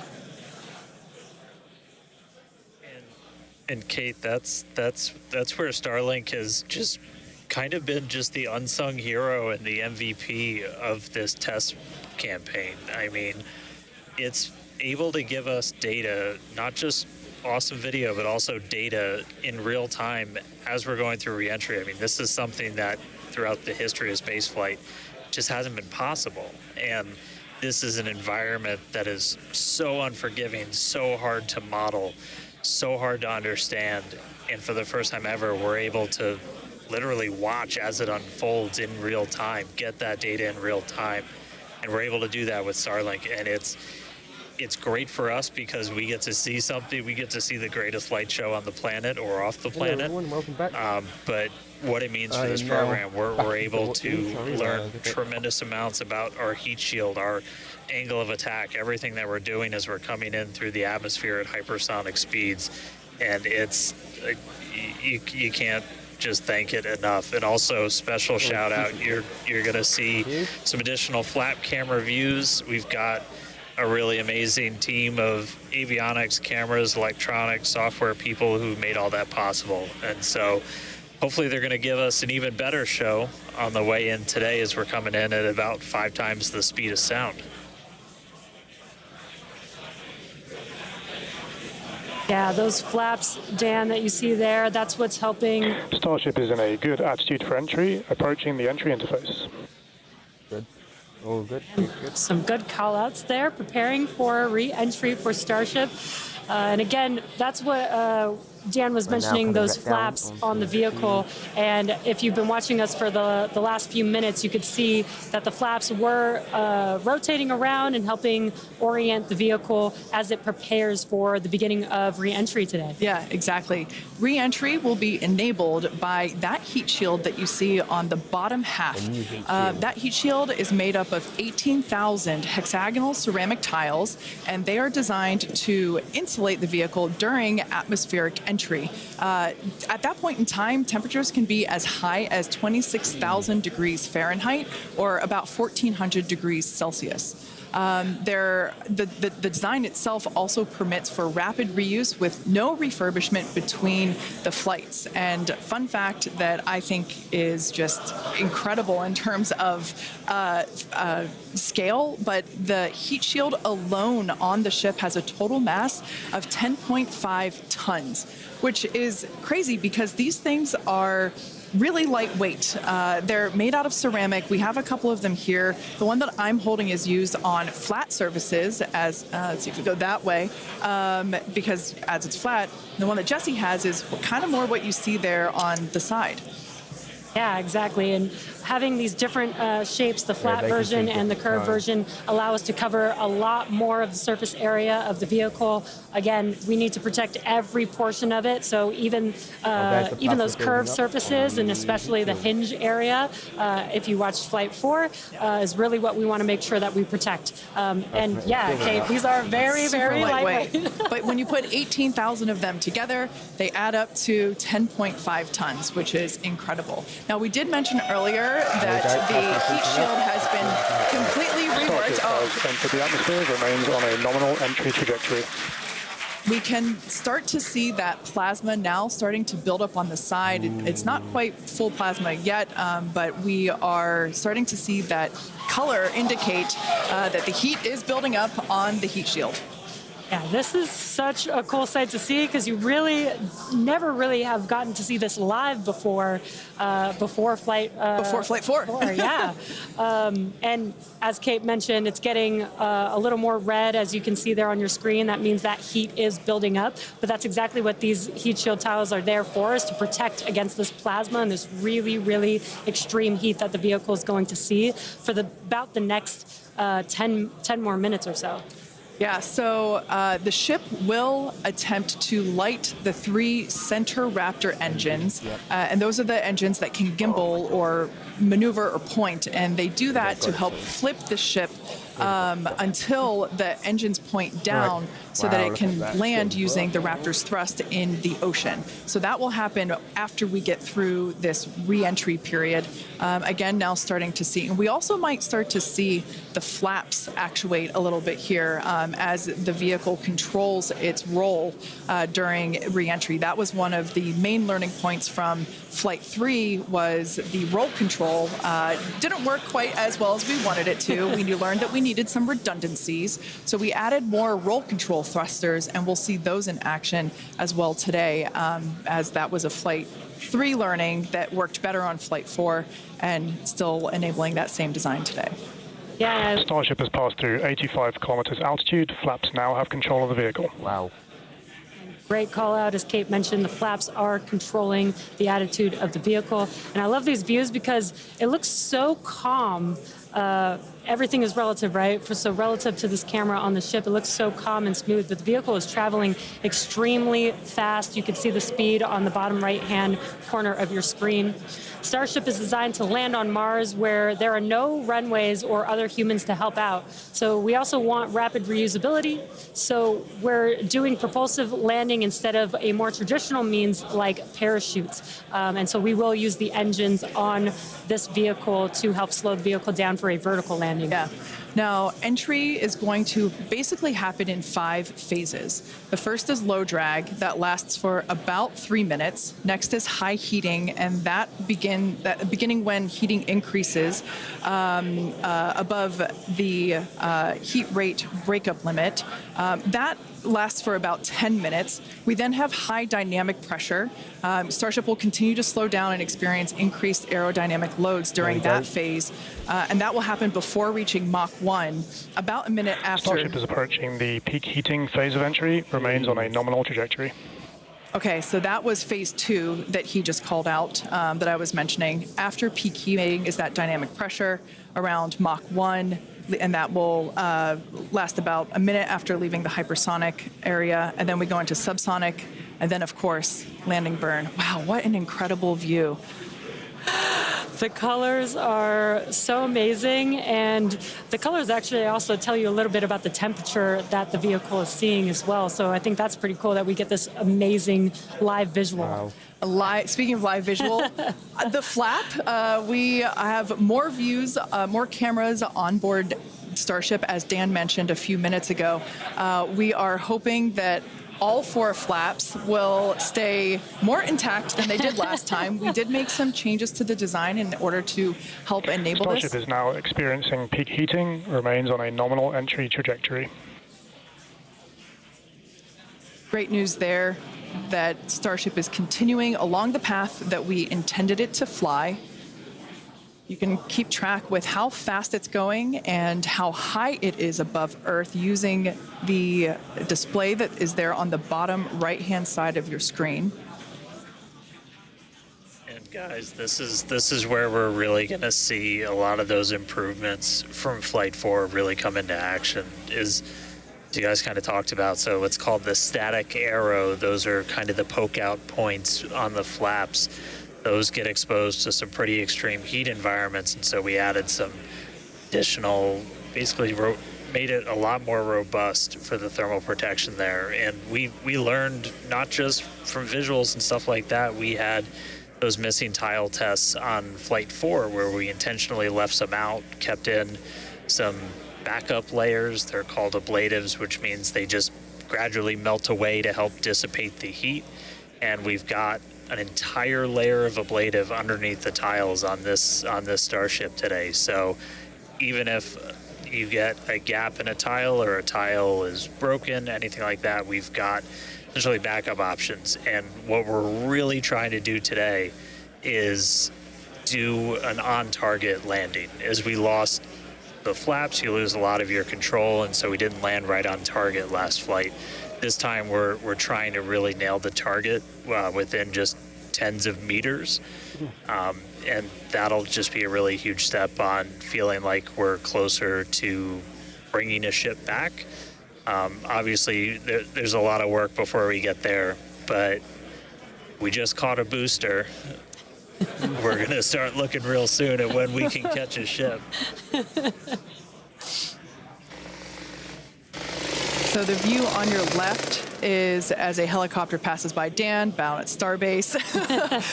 The view on your left is a camera that's positioned near the nose of the ship, looking basically down toward the flap.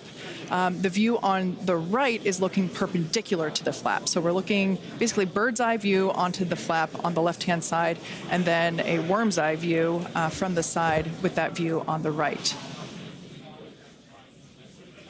Yeah, sorry about that, guys. Maverick just buzzed the tower. He might be coming back, so. Now, these views brought to us by Starlink. It's incredible that we have this high-definition capability. In fact, that view on the left... Starship is now halfway through the peak heating phase of entry, remains on a good trajectory. So great news there, hearing that we're about halfway through the peak heating phase. Like I said earlier, this lasts roughly 10-ish minutes.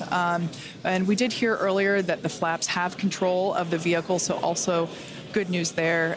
You know, it is incredible that we've basically had views the entire time. Right, yeah. Thanks to Starlink. My memory did black out a little bit after booster catch, so I think we had views. But, you know, all through the coast phase, we had some beautiful views of planet Earth behind the ship as it was in its orbit. Yeah, and I also do want to point out on your right-hand screen, we've got a more encompassed view of the flap.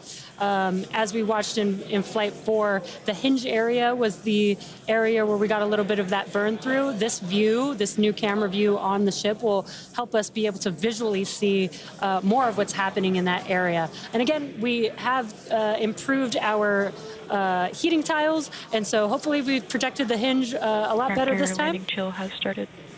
But again, these views are additional to the data that we get on these flight tests that help enable us kind of put the data that we get in the computer to the visuals that we see and try and align those and use that for improvements in the future. Now, we heard a call out there saying that engine chill has begun. This is an indication that we are starting to flow a little bit of the super cold liquid oxygen through the hardware, through the Raptor engine, specifically the turbo pumps, to help ensure that the hardware is at the right temperature before we give a full push, a full flow of propellant at engine startup. So all of that to say, we are getting closer to the landing burn. We definitely are. And again, if you look at the bottom right hand of your screen, you can see the altitude that the ship is, and it has been slowly making its way closer and closer to Earth. We're currently at about 63 kilometers from planet Earth, and you'll see that number trend lower and lower as we get closer and continue through this re-entry. Yeah, this is going to go on for a little, actually a while longer. We have about 10 minutes or so, roughly, before we execute the landing, the ignition for the landing burn, starting with the landing flip. So we're making a controlled re-entry. This is one of the primary objectives for Starship today, is to demonstrate another controlled re-entry, even more controlled than what we saw on Flight 4. And so far, that is looking good.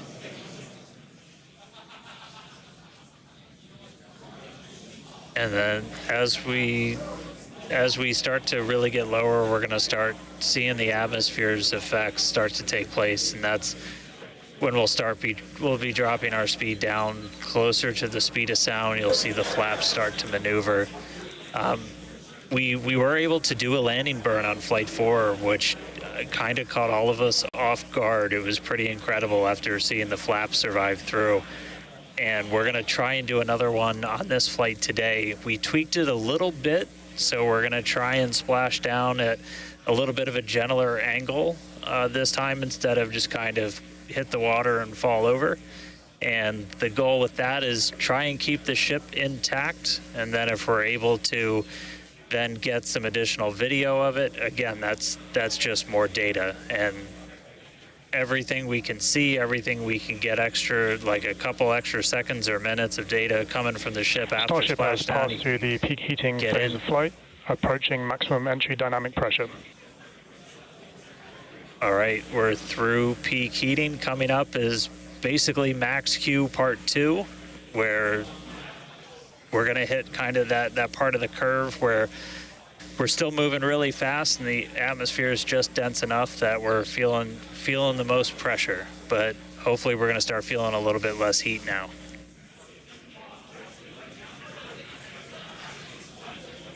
Looks like we got more views of each of the flaps on the ship as it's making its way back down to Earth.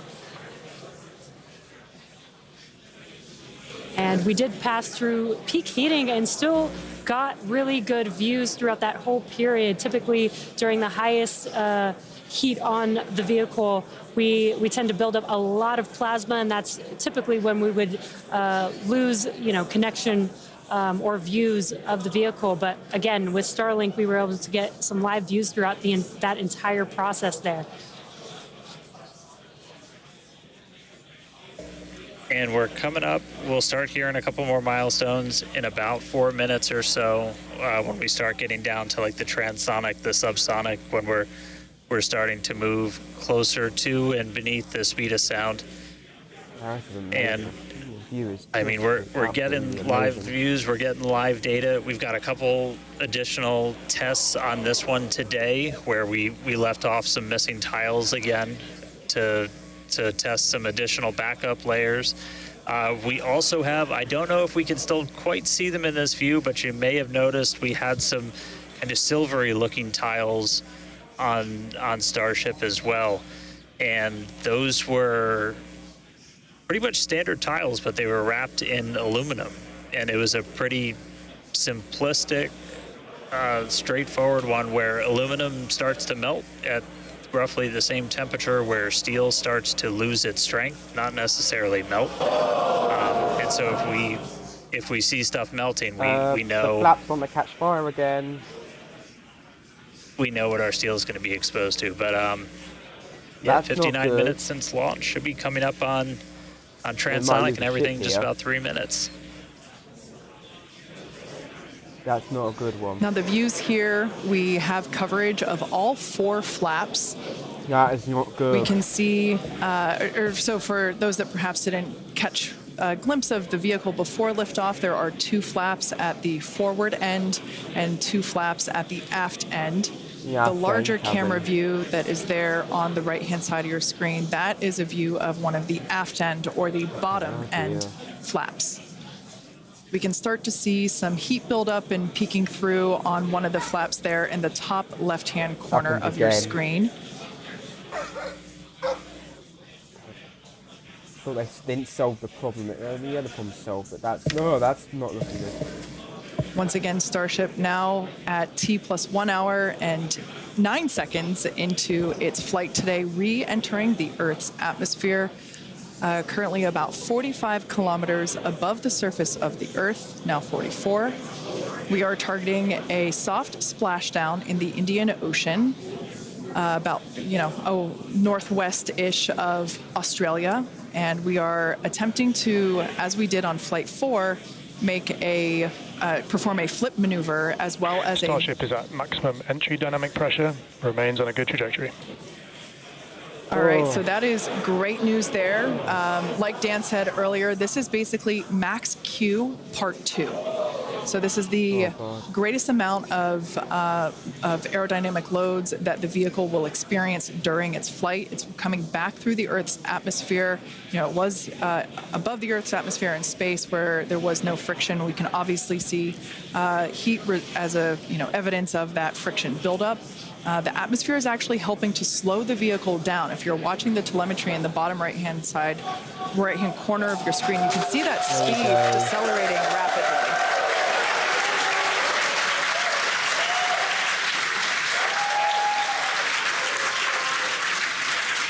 Now, the 4 flaps on the ship help steer the vehicle, and one of the main objectives for the ship today is to demonstrate controlled re-entry during this phase of flight, this re-entry phase. Yeah, and we have 6 engines on ship, but we only need 3 of them, the 3 sea-level engines. We will have that flip maneuver happen very close to touching down for splashdown. We'll do that flip maneuver, ignite those engines, slow the vehicle down immediately, and then hopefully have what we call a soft splashdown in the water.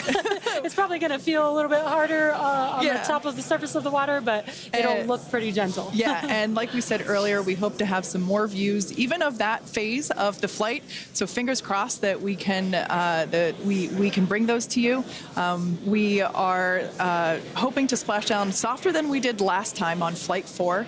Right now, Starship continuing to make its descent back to planet Earth. Starship is at Mach 2, remains on a good trajectory.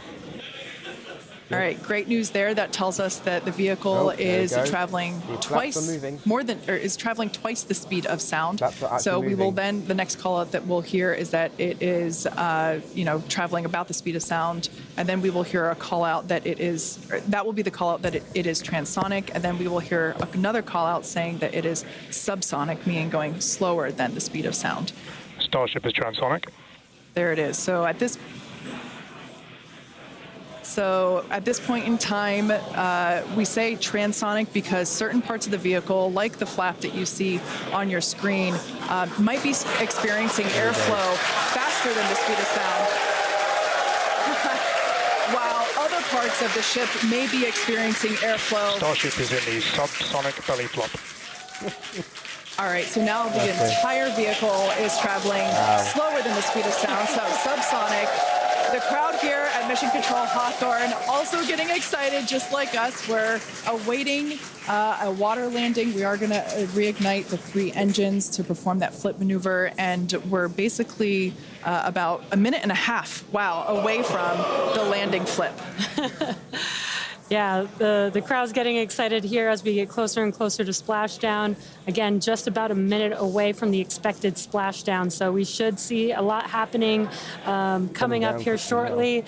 We're currently having a view of one of the flaps, and it is a little bit dark on your screen, but hopefully we'll get some good views of the ship as it makes that flip maneuver and touchdown for splashdown. Yeah, guys, we saw that speed drop like a rock. So we're doing a belly flip right now, or a belly flop right now. That's what's kind of, if you saw the high altitude campaign, that's the unique thing about how Starship comes back. So we've bled off pretty much all of the speed we're going to. We're essentially at terminal velocity. Starship is at 5 kilometers altitude, remains on target. Five to go. Coming up soon. Landing burn.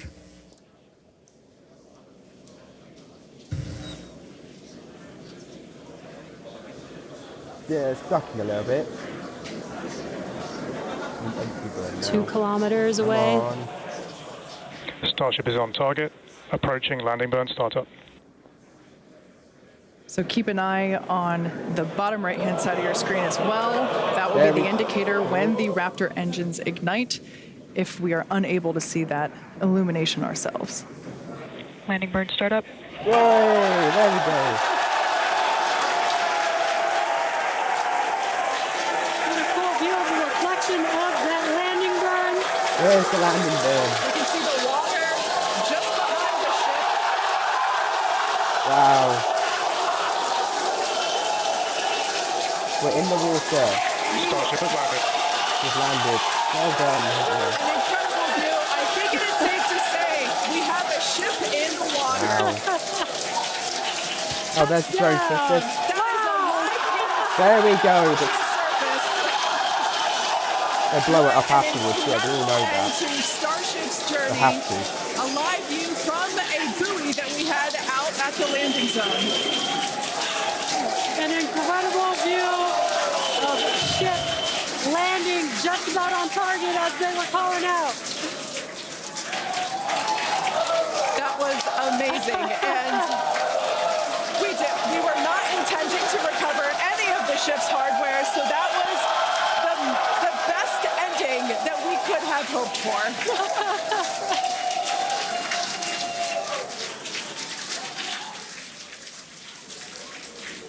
Man, I don't think we're going to be able to get a ton of extra video of the heat shield, but we hit the target. We hit the target.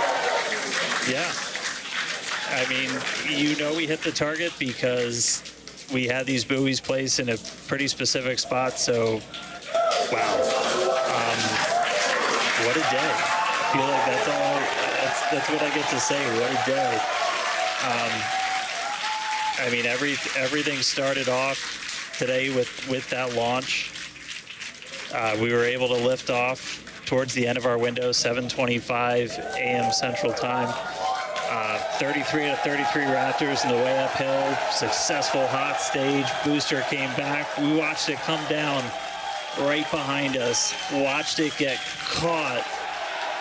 And that broke my brain for a while. I'm really happy we had coast for a bit, but that's first ever booster catch, major step on the way to rapid reusability, and ship just gave us one heck of a show, making it through a controlled re-entry this time, flaps intact, made it down to the water.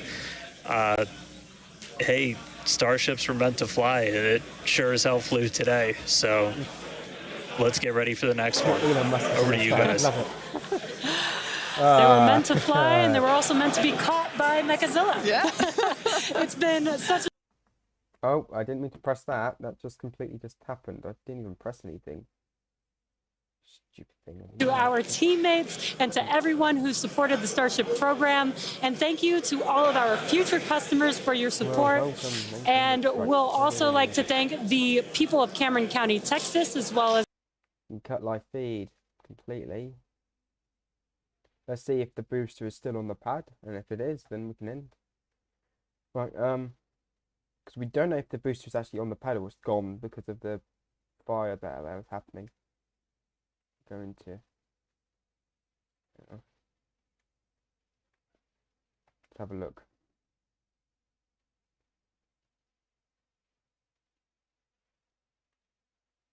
The booster is still on the launch pad, and it is... has stopped depressurizing. It looks like the pad, the booster is still there. The booster is still there, and you can see it there. There's all the engines. Wow, look at it. Landing's finishing now. Everyone is going back on the roads, and it looks like people are getting back on the way to getting it down. They'll probably take it down. Probably evaluate the equipment and everything, and then hopefully start working on the next improvements to spaceflight. Hope you all enjoyed this stream. please follow me and on Twitch, and please like and subscribe on YouTube. Be very appreciated. If you want any updates, every launch I'll hopefully be streaming. If I don't stream every launch, then I hope to give you some updates and some stuff beforehand.